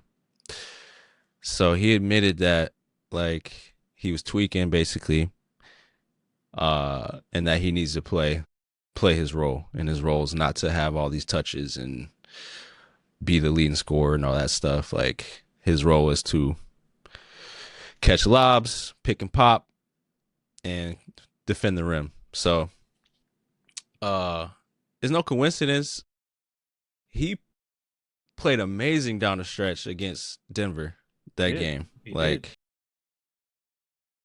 he blocked a couple shots and he also altered a couple shots at the rim. I'm just like, dang, what's going on? So for that to come out a couple days later, that was cool. But anyway, I texted Chris. I was like, the combination of DeAndre Ayton, they're 6-0, and LeBron is like willingly taking the third wheel. I'm so tempted to be all in right now, but I don't want to be hurt, bro. You know what I'm saying? I don't want my heart to break. You know, maybe win the first round and then see. I don't know. I just KC or it'll be San Antonio in the second round. You know, it will be one of the two. yeah. But six straight. I mean, I don't remember the last time the Lakers won 6 games in a row. You know what I mean? So Nonsense. Probably was a run they made, but it wasn't notable. It wasn't recent. You know. yeah, like it wasn't. It's not like they beaten like the Wizards. You know what I'm saying? Like yeah. it's been quality wins. You know, Yeah. I a couple things with them. You know, I think all AR and Luca are learning how to play. Have already learned how to play with each other. I think that it's working more than I thought Yeah. it would. More than I thought it would. I think the Me too. fact that LeBron has, I think LeBron is the key. LeBron is the key. However, I still think though that he will have to make impact as a playmaker. You know, at some point though. You know, Yeah. and it makes me think like, is this sustainable? Like, is this something that obviously goes to the playoffs? But what if they win a couple series? Like, does Brian come back to LA? You know what I mean? Do they run it back and with some more pieces? Maybe get a couple more wings. Maybe get some more shooting. It's interesting. Yeah. It is. I think you know, I think that JJ, who I think he's doing a good job with this team, I think he's getting the most out of this team. But I don't know. It's going to be interesting to see though. You know how they continue to play, how they play in the playoffs. They're the best clutch team in the league. Which you got Luca. Like Luca, man, Luca is he's great. There's no more really much to say more than that. He's great. I mean, it's almost like he's so great offensively that you can almost like swallow the lack of defense sometimes. Even though in stretches, he is playing good positional defense. He's staying in front of guys. He's not getting like stops and steals and blocks, but he's definitely staying in front of guys. He's doing at least enough of that. And same thing with AR too. AR is good. I think he's almost underrated. I think that people know he's good. I think he's gotten the respect, but there's not a lot of like. We could go down the line and say, well, who would you take over him? Would you take him over him? Would you take over him? I mean, there's a lot of guys that would take over him, but like would you take Desmond Bain over AR? Would I? I don't think so. I'm taking AR. Would you take? This is a different player, so I guess it's hard to really compare the two. Like Mikal Bridges, different player. No. Yeah. Yeah. Like a Jalen Green. No. Yeah. Okay. So AR. I mean, those guys are made some money. Made some big money. You know what I mean? So AR is really, I think he's underrated to an extent. I think Luka is great. LeBron, I think at some point he's going to have to find his way. And then we'll see. We'll see what happens. But the West is just. The only thing I'm worried about, if anything, is if they get Minnesota in the first round. Yeah. Like if Minnesota slides to the 6, and LA's to 3, they get Minnesota first round. That could be a tough first round series. So we'll see how it shakes out. I don't even know what the Western Conference standings are. I know Denver's 4 right now, LA's 3, San Antonio and OKC are up top. Man, and honestly, if you look at the top, listen, we've already said it on the pod a couple times. If you said that San Antonio is going to win the West, I wouldn't blink. Nah, me neither, man. I wouldn't blink. They here. Yeah, they are. Yeah, man. Wemby, man. I love Wemby, dog. Me too. I love Wemby, bro. I really do, man. Like he's become one of my favorite player. Yeah, bro. Did you see that block he had on Yeah, when he closed out to the corner. Yes. And then he went to the rim and just went and said, "No, give me that." Incredible. Like no one in the world can do that. No other person. Because I think he was at the top, and then he came through, and then went to the corner, and then he closed out to the corner, and then he went to the rim and then beat it. Like, yeah, bro, that's insanity. It don't make any sense at all, bro. Yeah. And the fact that he's so hungry. He's like, when I first saw him, I was like, man, this French boy gonna get beat up. You know what I mean? Like, even like he's soft. He looks soft. Yeah. He ain't soft, bro. And my biggest thing against him was his shot selections. His first 2 years, just like ridiculous step back threes. I'm like, bro, what are you doing? He wasn't really getting rebounds like that. It was just, I'm like, I love you, bro, but you got to figure that out. And it looks like he's starting to figure it out. When he steps back on you, bro, yeah, and rises up, nothing for that. No, it's similar to the skyhook. If you go on YouTube, the skyhook, and you see that it was just unblockable. I don't think anybody ever blocked the skyhook because he was coming from here. Kareem was like, what, 3, they said, 7'2", 7'3".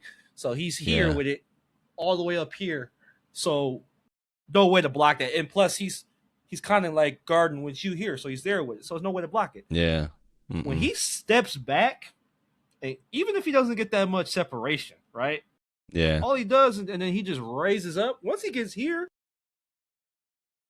you could even watch it on tape, bro. Watch it on tape, like they're not even bothering him. Like you could just see I'm lining that mug up. Bro, he is ruthless, and then Yeah, man. he got a bunch of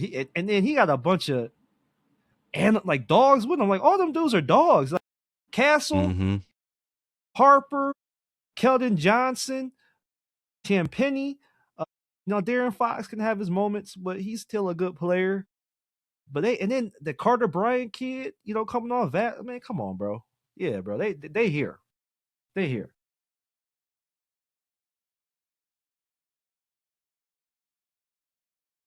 Bad. I lost you for a second. Oh, my bad. I think I lost you too. You there? Can you hear me? Yeah, I hear you. Yeah.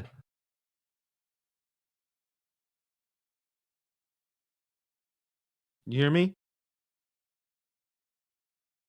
I can hear you now. It's still a little blurry. So bro had to step off real quick. We had technical difficulties. But yeah, man, like Wemby is just like lethal, bro. This lethal, man. And now this is becoming a one-man podcast. So this is my dream to have a one-man podcast. But yeah, the West is gonna get crazy this year with Denver, OKC, LA. There's 5 or 6 teams that are just, gonna really, dominate and be there. It's kind of hard. I've tried to do this, but this is, oh man. But I've never really talked about my background before. So anybody that's watching, this is my background. I'm gonna add more. I got a lot. I have a whole. Oh, Wes is back. All right. You good? There we go.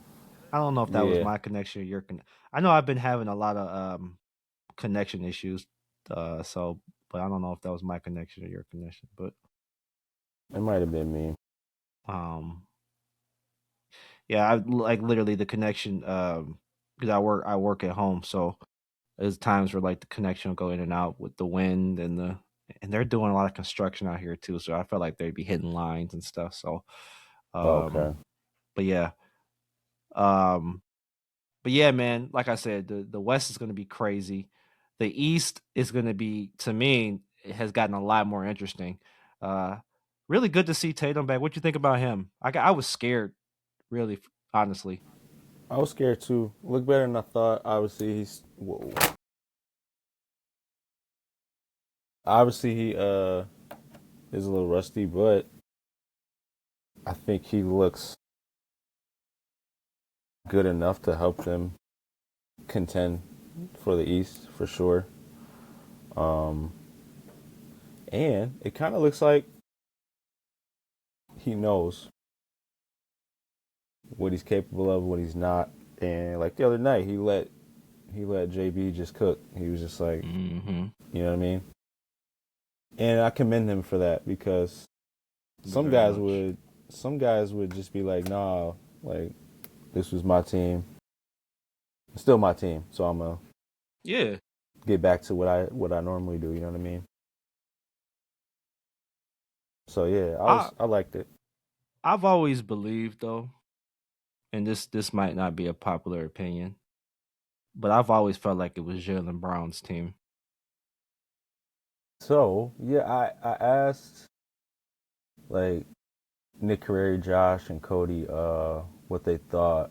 So I'll ask you this: if JB was hurt and Tatum has been in all year, would the Celtics still be a 2 seed? Do you think? That's a great question. That's a great question. I'm really conflicted. They would still be competitive. Yeah. But them being in the 2 seed, because I think Jaylen Brown, wow.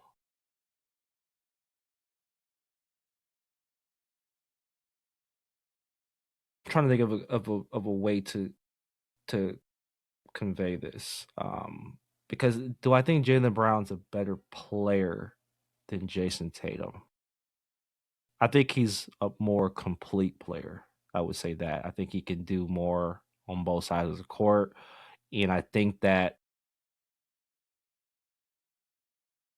I think Jason's a better player, but I think that Jaylen Brown is a player that, especially for the team that they have, right? They got Derek White, Peyton Pritchard, whatever how you say it.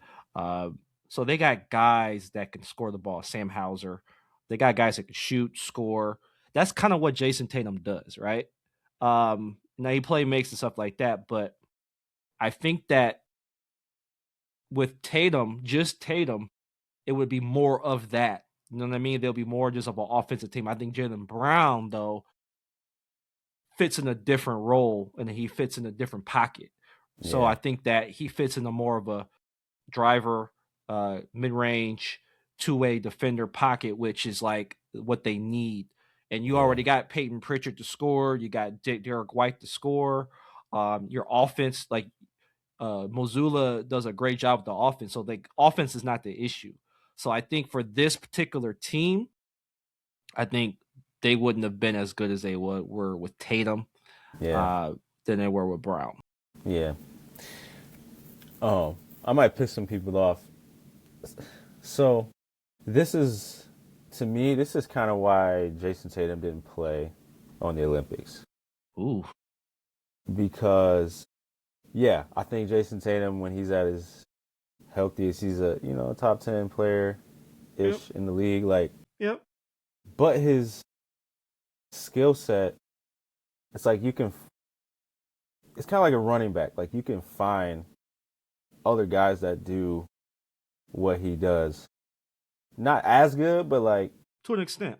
To an extent, right? Like, so like Team USA didn't need his services because they already had KD Durant and Bron, Steph.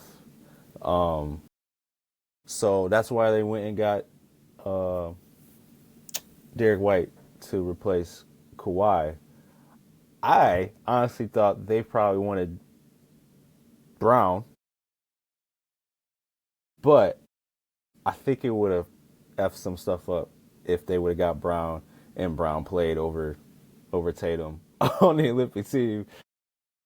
So that's my conspiracy.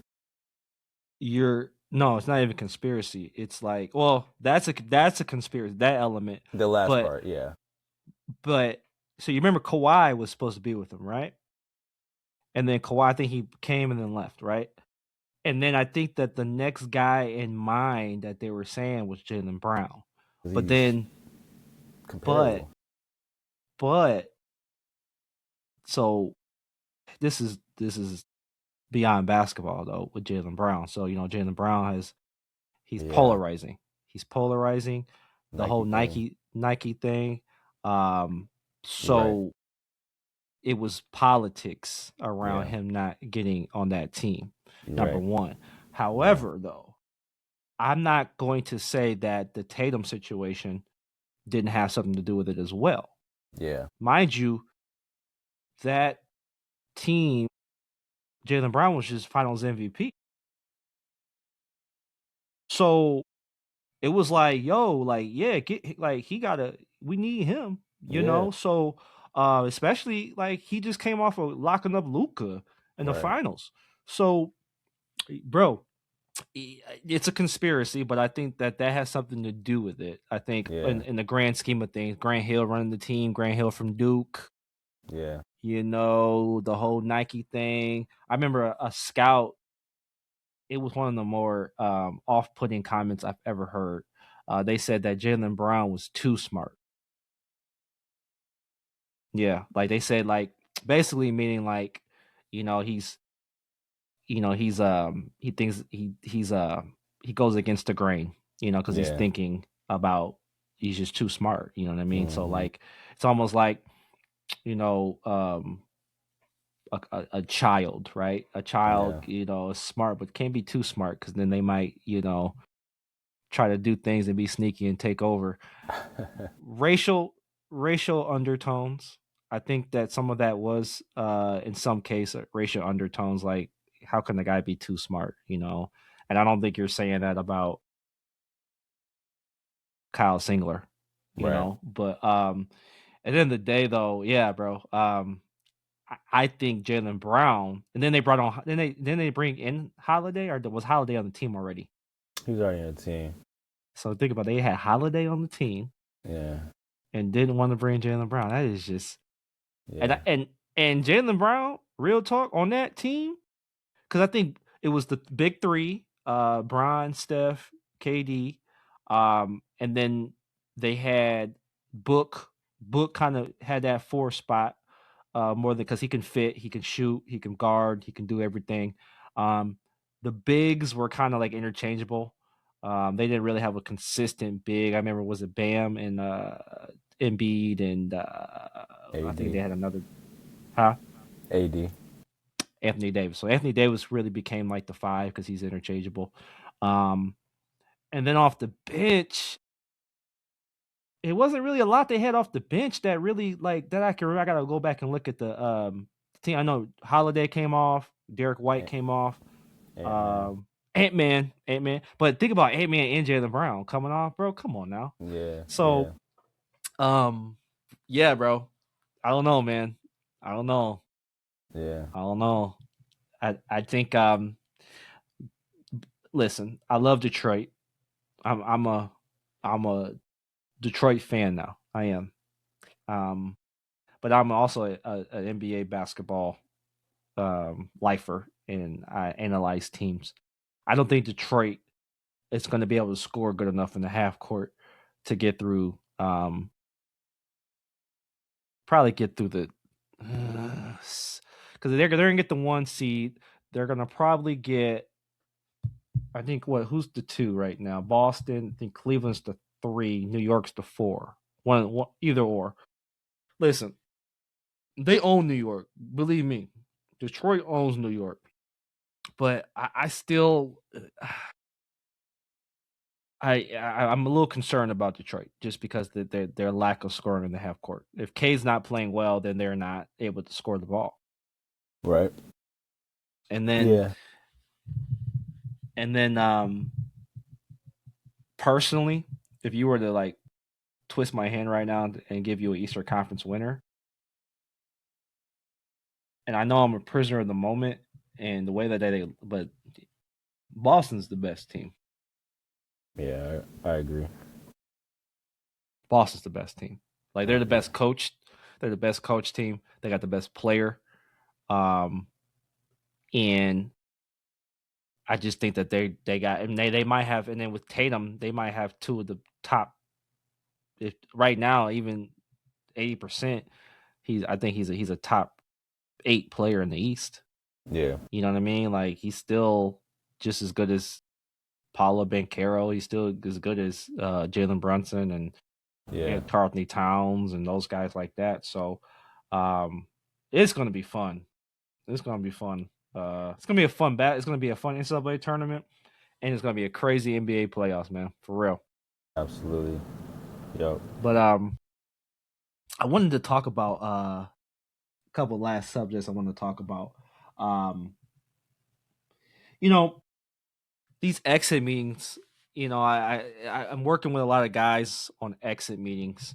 And like, exit meetings are so weird, man. Like, I remember like exit meetings always being like, I got my exit meeting. Like, I don't know, like, especially with our college coach, like, it was always like, what the heck are we going to talk about today? Like, it could be anything. It could be anything today. Like, nothing to do with basketball, but like, I guess, it's hard to kind of use our own personal experiences, but like, I was talking to somebody today, and number one, with an exit meeting, I think that an exit meeting, it allows you to reflect. Definitely allows you to, it allows you to kind of see yourself outside of your body and say, hey, this is what I did good, this is what I did bad.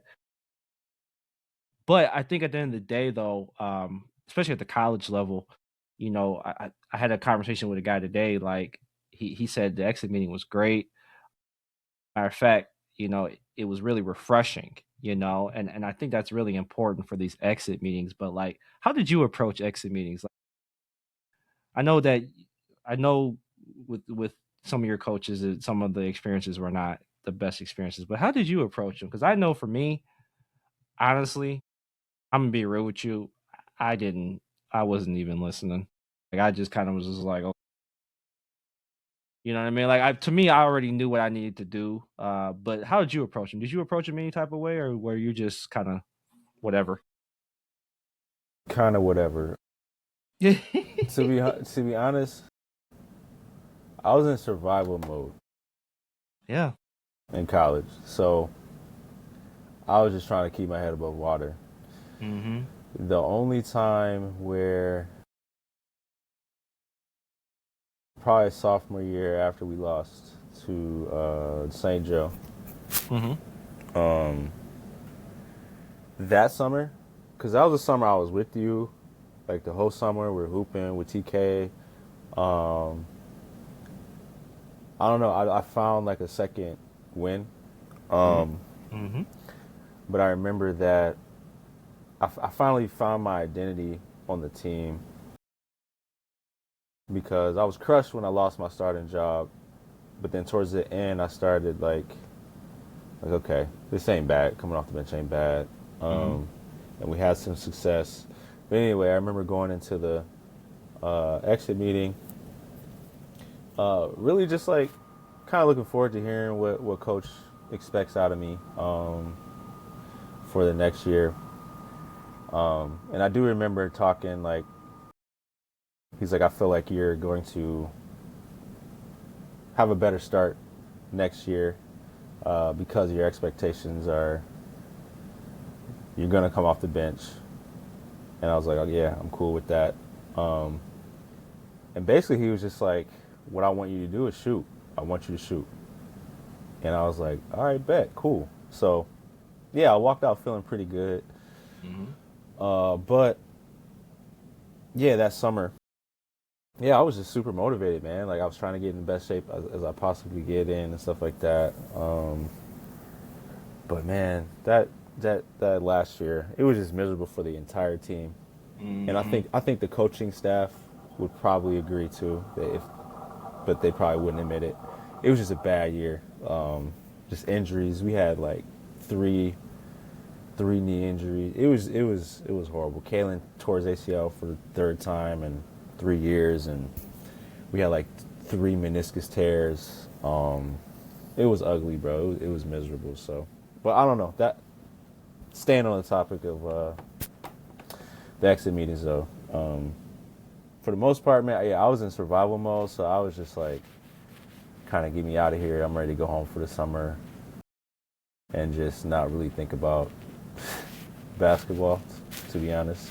That's where I was at.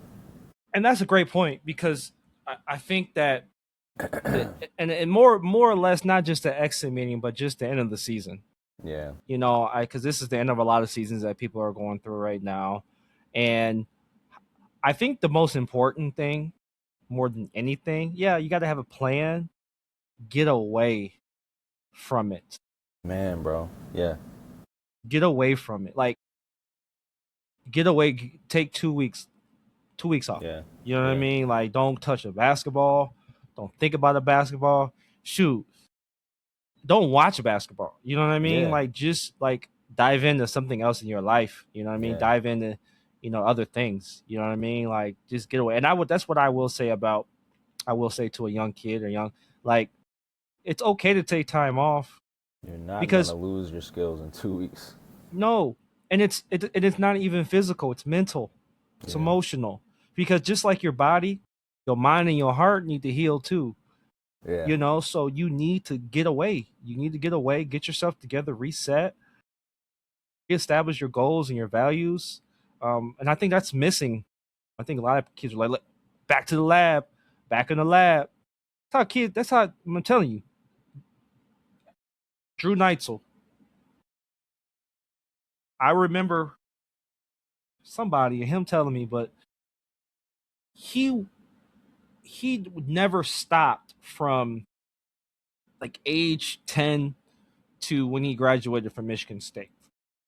So basically, he only played a couple years pro because he was burnt out. Yeah. He was burnt out. Never took time away. never really, just you got to take time away. Yeah. You got to get into other aspects of your life. Yeah. Get away. Right. Yeah. Sophomore year, we talked about that briefly. We lost in the regional final to Northview in high school. The very next day, I was supposed to be practicing with the Mustangs, Jeez. and we had 2-a-days for like 3 weeks until our first tournament. And I was just like, I don't want to go. Like, we had a gut wrenching loss, Right. and I gotta go to the 2-a-days. Like, I was actually more emotional. Like when you're emotionally high, like you go to the worst. And I was like, I don't even want to play AAU. Like, I don't even want to play. You know what I mean? Yeah. I was that upset. I begged Dad. I was like, Dad, just tell Coach Damien I can't make it this weekend, man. And he was just like, all right. Coach Damon called me. I plan on coming back, bro. I'll be back next weekend. But Coach Damon called me. He was like, hey, man, you good? I was like, yeah, I'm good, man. He was like, look, we got big plans for you. You had the deepest run on the team for your high school team, and you had a great year. You're making a name for yourself. Like, it's like, you want some T-Max? I'll send you some T-Max. Bribing. I was like, yeah, I'll take some T-Max. Yeah, that sounds kind of good. I was like, yeah, what's the white ones? He's like, yeah, the white ones. I was like, all right, yeah. I'll see you next week. I was like, yeah, I'll see you next week, man. He's like, all right, bro, and like hung up. I was like, wow, that was one of the craziest conversations I ever had. But yeah, I was burnt, bro. I did not want, like, we just, like, you tell me I gotta go to practice tomorrow. Yeah. Like, we had a 25 game season that year, and like, yep. I just need a minute. So. No, honestly, that's kind of what I was getting at. I think I wrote a note somewhere. It was more or less getting away. Yeah. Using the exit meeting as a way to just exit from basketball for a little while, just for your mental health, emotional health. I think a lot of kids are just going straight back in the lab, straight into AAU. That's why kids burn out, get hurt. Yeah. So I would say any of you guys who lost in the districts, regionals, semis, whatever, quarters, take some time off, bro. Just take some time off. Get your mind right. Get your body right. AAU ain't going nowhere. AAU don't start till April. Like, you got a few weeks left, man. Take some time off, bro. Take some time off. But yeah, go ahead. I know you pondering something over there. Nah, I was just thinking about baseball. There's a kid in my basketball program that goes to Christian. He plays baseball, and I was like, man, that's what's up, bro. I love that. Especially he plays baseball. Yeah, he's a little black dude. Like, Yeah. I'm like, man, yeah, yeah. There's a speaking of black kids playing baseball, there's like it's like a social media, but like we're like it's like urban like baseball, where like you're seeing black kids play baseball and playing at a high level. You know what I mean? That's really good to see. You know what I mean? 'Cause I love baseball too. Did you watch the World Baseball Classic? Nah, A little bit of it. You didn't catch none of it. I saw like that Bryce Harper The home run, Mm-hmm. but it didn't matter. You love baseball, though. I know you love baseball. I know. Yeah, that was really because we play a lot of baseball coming up. We play a lot of baseball coming up. We were a baseball neighborhood. Yeah, baseball. More like baseball and football than we was playing basketball. You know what I mean? Growing up, so that was just what we did. But speaking of the chosen ones, I'm gonna close on just some spring initiatives. You guys got any spring? I saw some stuff on social media. Talk about the spring initiatives that you guys got coming up, and what should we be in store for? Yeah, our Brotherhood of Motion program is back. for this spring. We started last week, Tuesday. Nice. So we got some old faces, a lot of new ones, which is cool. Yeah, really fun group, man. Everybody's just full of energy. Our mindset sessions in the classroom are really interactive. Everybody's talking and sharing opinions, which is really good. So, yeah, we got that. I can't believe we're at the end of the school year, coming up soon. But yeah, Jared R. Ford, we're planning our banquet, our end of the year banquet. That's what's up, bro. Yeah, to celebrate the kids. So, Yeah. So right now, just trying to find sponsors for that, and then invite the families and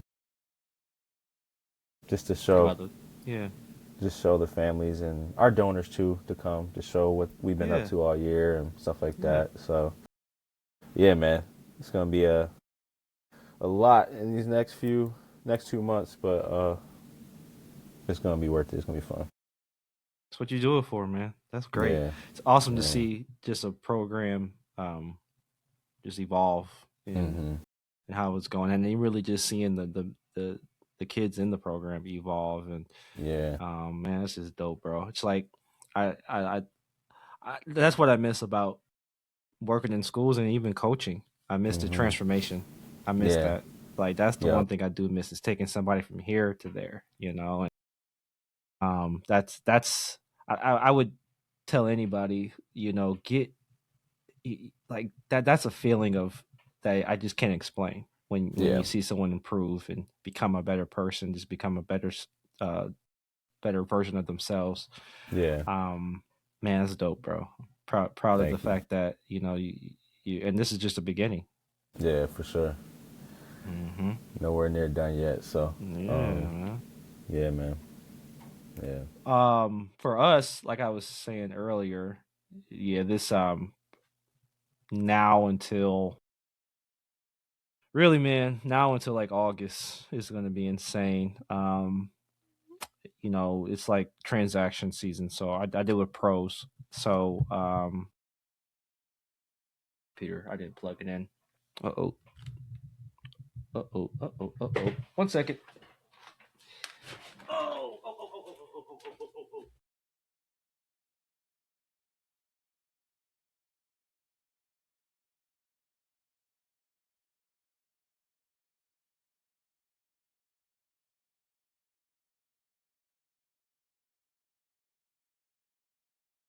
Getting back to what I was saying.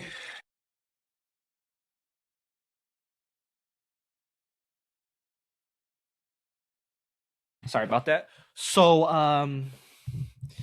so getting back to what I was saying, it's going to be it's transaction season, like I was saying. So it pretty much starts in March and it goes all the way to like August 1st. So I'm not just dealing with NIL guys. So I got some pro guys coming down the pipe, which I'm really excited for.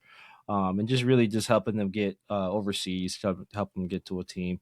I have partners in like 15 different countries. So I got some partner agents that I work with.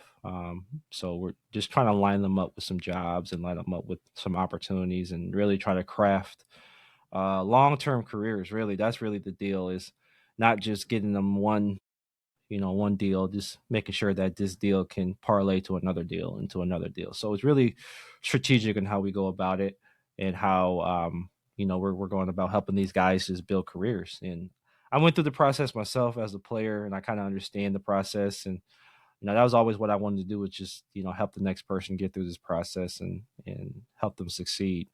Not just from the placement perspective, but just from development, getting them prepared to play. So I'm doing what I love to do, bro. You know what I mean? Like I tell people all the time, like, I've been developing basketball players since I was a kid. I didn't realize, like, when me and you used to go back and forth, I was like, man, I was like, we were developing each other actually to an extent. We both kind of, I think the way we developed, and I said this years ago, but I think that the fact that you were able to play against a taller defender you know, it allowed you to be able to develop mid-range shots, floaters. You're really efficient in the air because you had to get it over me, you know, and I wasn't letting you, you know what I mean? Yeah. And then using your body, you know, getting great separation, um, and same thing with me, you know, you were a guard, so I had to make sure I could, you know, handle the ball. And but yeah, man, I honestly, I look back at how much I loved, um, you know, just that whole development piece. You know what I mean, and really just kind of seeing you grow into the player that you became. I was so proud. You know, I was proud. You know, because I was like, man, like that came from work. You know, that came from the work that we were doing, man. And Yeah.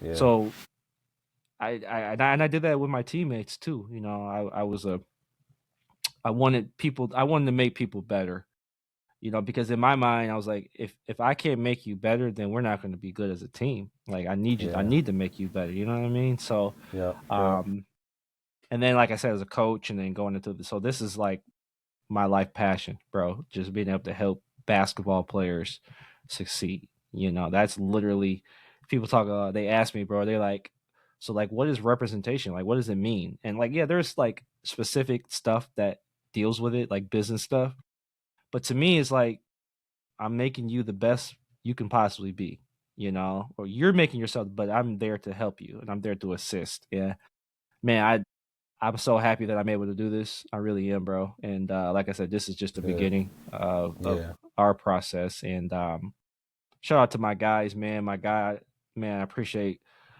Brandon, Mike, Tyrone, Isaiah. Just brought on Jordan. So Jordan just came on. Jordan's a good dude, man. Jordan is new guy that I brought on just from here recently. He's going to be doing some operational things, man. And they all have the same passion and vision that I have, bro. And I'm just blessed that I just got people like that that are part of this journey with me, and Yeah. want to see it through, man. So I can't be even happier where we are right now in the spring. So yeah, Dope. man. Love it, But man. Love it. yeah. Lastly, um, did you get a chance to see the Oscars? I didn't, but yeah, happy for Michael B. Yeah. I've been a fan of his. I know people, you know, watch dang, what's that show? He was young, real young on it. Oh, The Wire. The Wire, yeah. I Mhm. haven't regrettably haven't seen The Wire, Me but neither, bro. I started it, but I was like, I just didn't have the time. But go ahead. yeah, but I've been rocking with Michael B since Friday Night Lights. But Okay. Yep. well, obviously Hardball. Too. Hardball, but at that time I was like, oh, it was probably the only time I'll see this dude type thing. You know what I mean? Yeah, you didn't know he was gonna be that. Yeah. Yeah, yeah. But Friday Night Lights, that was when I was like, yeah, I like this He's dude, man. he's cold. Yeah. Yeah, yeah. So He, he's like, it's his time, bro. Like, mm-hmm. obviously Will Smith had his time. Denzel had his time. Yeah, it's his time, man. Like, I feel like the Creeds catapulted him into this Killmonger. Yeah. Even the movie, I really like that movie Just Mercy that Yeah, he's a lawyer. that he did. Yeah, so Mm-hmm. but Sinner, like, he was in his bag, Bro, like he was I've in his only bag. and I here's the deal, bro. And I feel I shouldn't even say this. I only saw it once, and I'm Yeah, like, and I'm still like in awe, like of him yeah, in that yeah, movie. Like, yeah. I don't know which one I like more, Smoke or Stack. I think I saw something really interesting about just how he kind of embodied both Mhm, brothers. It mhm. was like they were saying that, like, you know, if you really watch, it's so crazy. Like they say, like one of them has dimples and one of them doesn't have dimples, Yeah, and like he was like kind of like doing that from a yeah, facial like configuration type of thing, and then like I guess like they both have different like walking gaits, like they both walk differently. So for one of the brothers, I can't remember which one it was, he wore like bigger shoes to okay, walk differently, and then the yeah, other one, it was like I think Stack, Stack's the more reserved one, right? yeah, So yeah, Stack wore smaller shoes because he was more tighter, and Smoke wore Yeah. bigger shoes because he was just like, Right. bro, incredible. Yeah. Dang, man. I'm gonna show you the way, and I ain't gonna do this, and I ain't gonna do this without you. Golly, man, that movie had me on edge, bro. Great On movie, edge. bro. Yeah. Great. But And it's almost like the way it ended, it was like that's the way it should have ended. You know what I'm Yeah. saying? Like it should have ended like that. Like it should have ended that way. yeah, for sure. Ryan Coogler too, man. Ryan Coogler. Yeah, so I made a movie about I can't do it, but like it's so many impressions of him doing that impression, but he's incredible. Yeah. Shout out to him, man.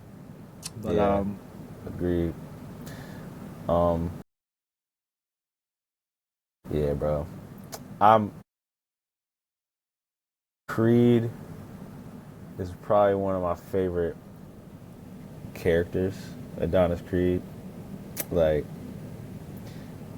man, I love Creed, bro, so much. If they come out with a Creed 4, I'm gonna be hyped. I'll roll with it. Yeah. I'll roll with it.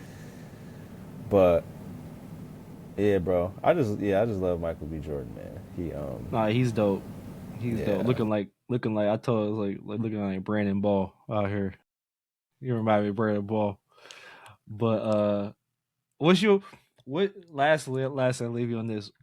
What's your favorite what's your favorite Creed? So I was a prisoner in a moment. I thought 3 was my favorite when I saw it. But then I watched 1 again. And it's definitely 1. Yeah. But I do think 3 is better than 2. Yeah, I agree. I didn't love 2's good, but I didn't love it. Go ahead. Yeah. It's definitely 1 though. Definitely 1. Okay. So if 1's your favorite, what's your favorite scene from 1? I got a favorite scene. Probably before he fights Pretty Ricky, and he's running the neighborhood, and he gets the Rough Riders to come. That's dope. And they was like going around him, and he was just like, hitting the sparring or whatever. And then Rock looked out the window. He's like, yeah, Rock. So I get goosebumps every time, bro. Every time. Yeah. Nah, for real. And then they had the music and all of that. Yeah, was it Meek Mill? Meek Mill, yeah. Was Meek Mill? Yeah. My favorite scene, honestly, he got knocked out in it, but it was the scene from the first movie when it was Andre Ward, the boxer, but he was Danny Wheeler, I think his name was Danny Wheeler. Yeah. And he's like, fight me for my Mustang or whatever he said. It was so cold the way he kind of, I'm good. Like he kind of came in like, I'm good. I'm coming right in. Like I just thought that was so cold because I was like, that's Andre Ward too. So I'm thinking like in my mind, I was like, oh, he about to beat Michael B up real quick because that's Andre Ward. Even though he wasn't Andre Ward in the movie, but I just knew in my mind, I was like, he about to piece him up real quick. Yeah, bro. Yeah. And then he was like, wasn't that the one? Okay, so what was the scene? It was the first one when like he beat up somebody. Then he was like, "Oh, he a killer, right? Oh, I thought he was a killer." That was that scene, right? That was right before Andre Ward knocked him out because then he came in. He was trying to prove to Duke, Lil Duke, that he was ready. Yeah. So he was like, pick anybody out, and then he beat dude down, and then Andre Ward walked in. And what I like about 1 is they like when they introduced the fighter, they like paused it, and then they had like their name and their record and all that. Yeah. And, but it was real. Yeah. And then they had the little, what they call them, where they follow the fighter around and stuff like that before the fight and see the training and all of that, like what they do on HBO. Like I was like, okay, this is dope. This is dope. I saw that in theaters. Cool. And I would say the other part of that movie, but I was like, ooh. Yeah. When he came out to Tupac. Oh yeah, I ain't a killer, but yeah, that was tough. And then like I was in the theater too, so it was based out, and I Yeah, was like, "Feel me, come yeah, with me." I was like, "All right, yeah, yeah, let's go, let's go." yeah. Man, well, go ahead. No, I was gonna say Creed 3. Jonathan Majors had me weak in that movie, bro. He was such a dirtbag, man.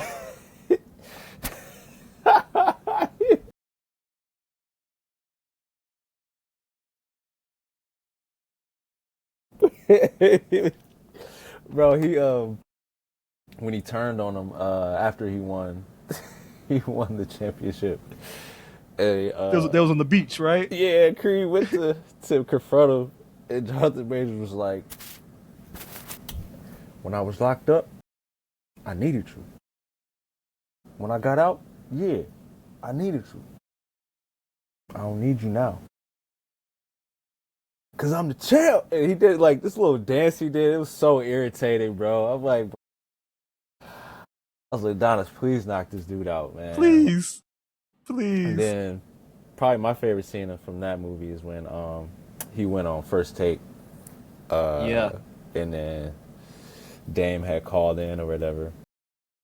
And Creed was just like, nah, not like this. Yeah. And then he challenged him. He was like, all right, run it. Run it. Like, Bree be looking at me crazy. She's like, what is wrong with you? I'm just like, yo, I don't know. Well, as men, like we get emotionally connected to like characters, especially if it's a sports movie. Like, like that's my. That's your you know what I mean? That's my guy, bro. And on top of that, like we came up on Rocky too. Like we used to watch Rockies. Like when they was on, like we was watching 2, 3, 4, and 5. Even Bro. Tommy Gunn and 5, we was watching. Facts, yeah, bro. I went 1 through 5 over like Christmas break, and I forgot, bro. I forgot how great. Obviously, we know Rocky's great, but like, I forgot. Like Creed got me. Like, oh man, Rocky, nah, man, Creed. But I watched Rocky 1 through 5. I'm like, dang, bro. Like, I forgot about this, man. Even like 1 and 2. Like, I usually just go straight to 3 because I just love Clubber. And obviously Drago and 4 and stuff. But I sat down and watched 1 for the first time probably since college. And I'm like, dang, man. Like, yeah, bro. And Apollo is just on another level, bro. On another level. The women love you. The men love you. You the best. You the best. Knock this bum out. He not supposed to be in the same ring with you. Stick him. He's going down. Take a picture. Dog. Cold work. He was incredible. He's jabbing. He's jabbing. He's jabbing. He's jabbing. Come on, Rock. What are you doing? I'll get back tomorrow. There is no tomorrow. There is no tomorrow. No. Hey, 1 and 2 is like pretty much one long movie, though. Really. Yeah, it is, though. Like 1 and 2 are like one long movie. Yeah. And then 3. What Clubber tell Apollo when he tried to shake his hand? What did he say? He said, "Get your head off me." He said something about like you a has-been. Yeah. Don't touch me. What you gonna do? Looking all frowned up like that. Come on, Creed. Come on, Creed. Bro, that. And then the second one, he was what did he say? He was like, hey boy, when I get through with him, you next." Dog, he was something else, bro. I feel like in some way they was trying to make Jonathan Majors kind of like him a little bit. Yeah. You know what I mean? Like just not just him as a character, but just have that same type of, screw the F the world type of mentality. You know what I'm saying? Yeah. But yeah, bro. Yeah, bro. And My bad. The line that Apollo said, it hit me different after Rocky 3. He said that he told Rocky, you fight great, but I'm a great fighter. Ooh. I finally understood it after just like watching it as an adult. I'm like, Rocky really wasn't, he was nice. He was good, don't get me wrong. But he wasn't really like that. You know what I mean? Yeah, no, I got you. He just had so much will and would not give up. Like even that fight with Tommy Gunn, like Tommy Gunn was jacking him up, but he just didn't quit. Like that's what made him great, you know what I mean? Like, but when it comes to hands and just straight skill with it, like Apollo, nothing for him. Way better than him, you know what I mean? Nothing like, for him. Even Clubber, like, yeah. So, and Clubber was just really, he just wasn't. A brute. Yeah, he just wasn't disciplined. He was just. That's why he lost his second. Hey, listen though. What was a worse beating? Clubber and Rocky than the first fight, or Drago and Drago Jr. and Creed Adonis in the second one? Hey, okay. I'm a. So it's my job to tell young men to be vulnerable. All right. So I'd be remiss if I didn't, exercise this. So when I saw Rocky 2, and when Lil Drago beat the mess out of Creed, I was shedding tears, bro. I'm like, oh man, it was like that. So obviously that's the answer for me. I was just like, bro, I'm like, what's going on, bro? Dang. But he beat Adonis to a psychological oblivion. Like, yes. He didn't want to box anymore. Nah, he's like, I'm good. And he started treating Bianca wrong. Like, yeah. He was just like, just took him out of here, bro. He was gone. Adonis is not here anymore. Yeah. Adonis is gone. Duke was like, hey man, why don't you come in and do a couple spar, tighten up a little bit. Come on in. I think I'm gonna go. Like, bro.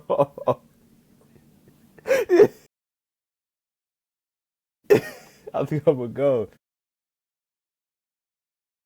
He at least wanted like Rocky, he went through a psychological thing too. It was more like losing his trainer, you know what Mick, I mean? Yeah. So even though he jacked him up though, bro. It was quick work though. Bro. It was quick work. Yeah. Quick work. I don't even think Rocky wanted to fight. He didn't want to fight that because he was like, I'm staying with Rock, or I'm staying with Mick. Mick, yeah, right, yeah. And then Mick was like, no, like Mick told him to go. Mm-hmm. So he wasn't even mentally there. But I think Adonis, like he wanted that fight. You know what I mean? Well, like it wasn't like, yeah, he wanted to avenge his father. You know what I'm saying? Exactly. Like he felt like that was like avenging his father, and like exactly. But like Rock was like, don't do it because it's like because he like for the wrong reasons, right? Like he wanted to, but he like was fighting for similar reasons, but he was on like a whole different tip though. Like he been preparing to fight you for his whole life. Yeah, facts. This scene should not be funny, but it was a scene where Creed got mad at Rocky, and he was like, get your sick ass out of here. Stop it. Stop it.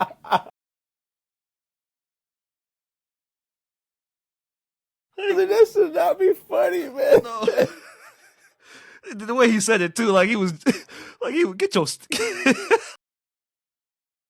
That man got cancer, bro. Like, why you got...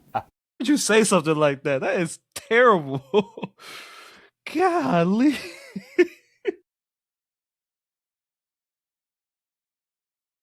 Lord have mercy, bro. Get your cats out of here.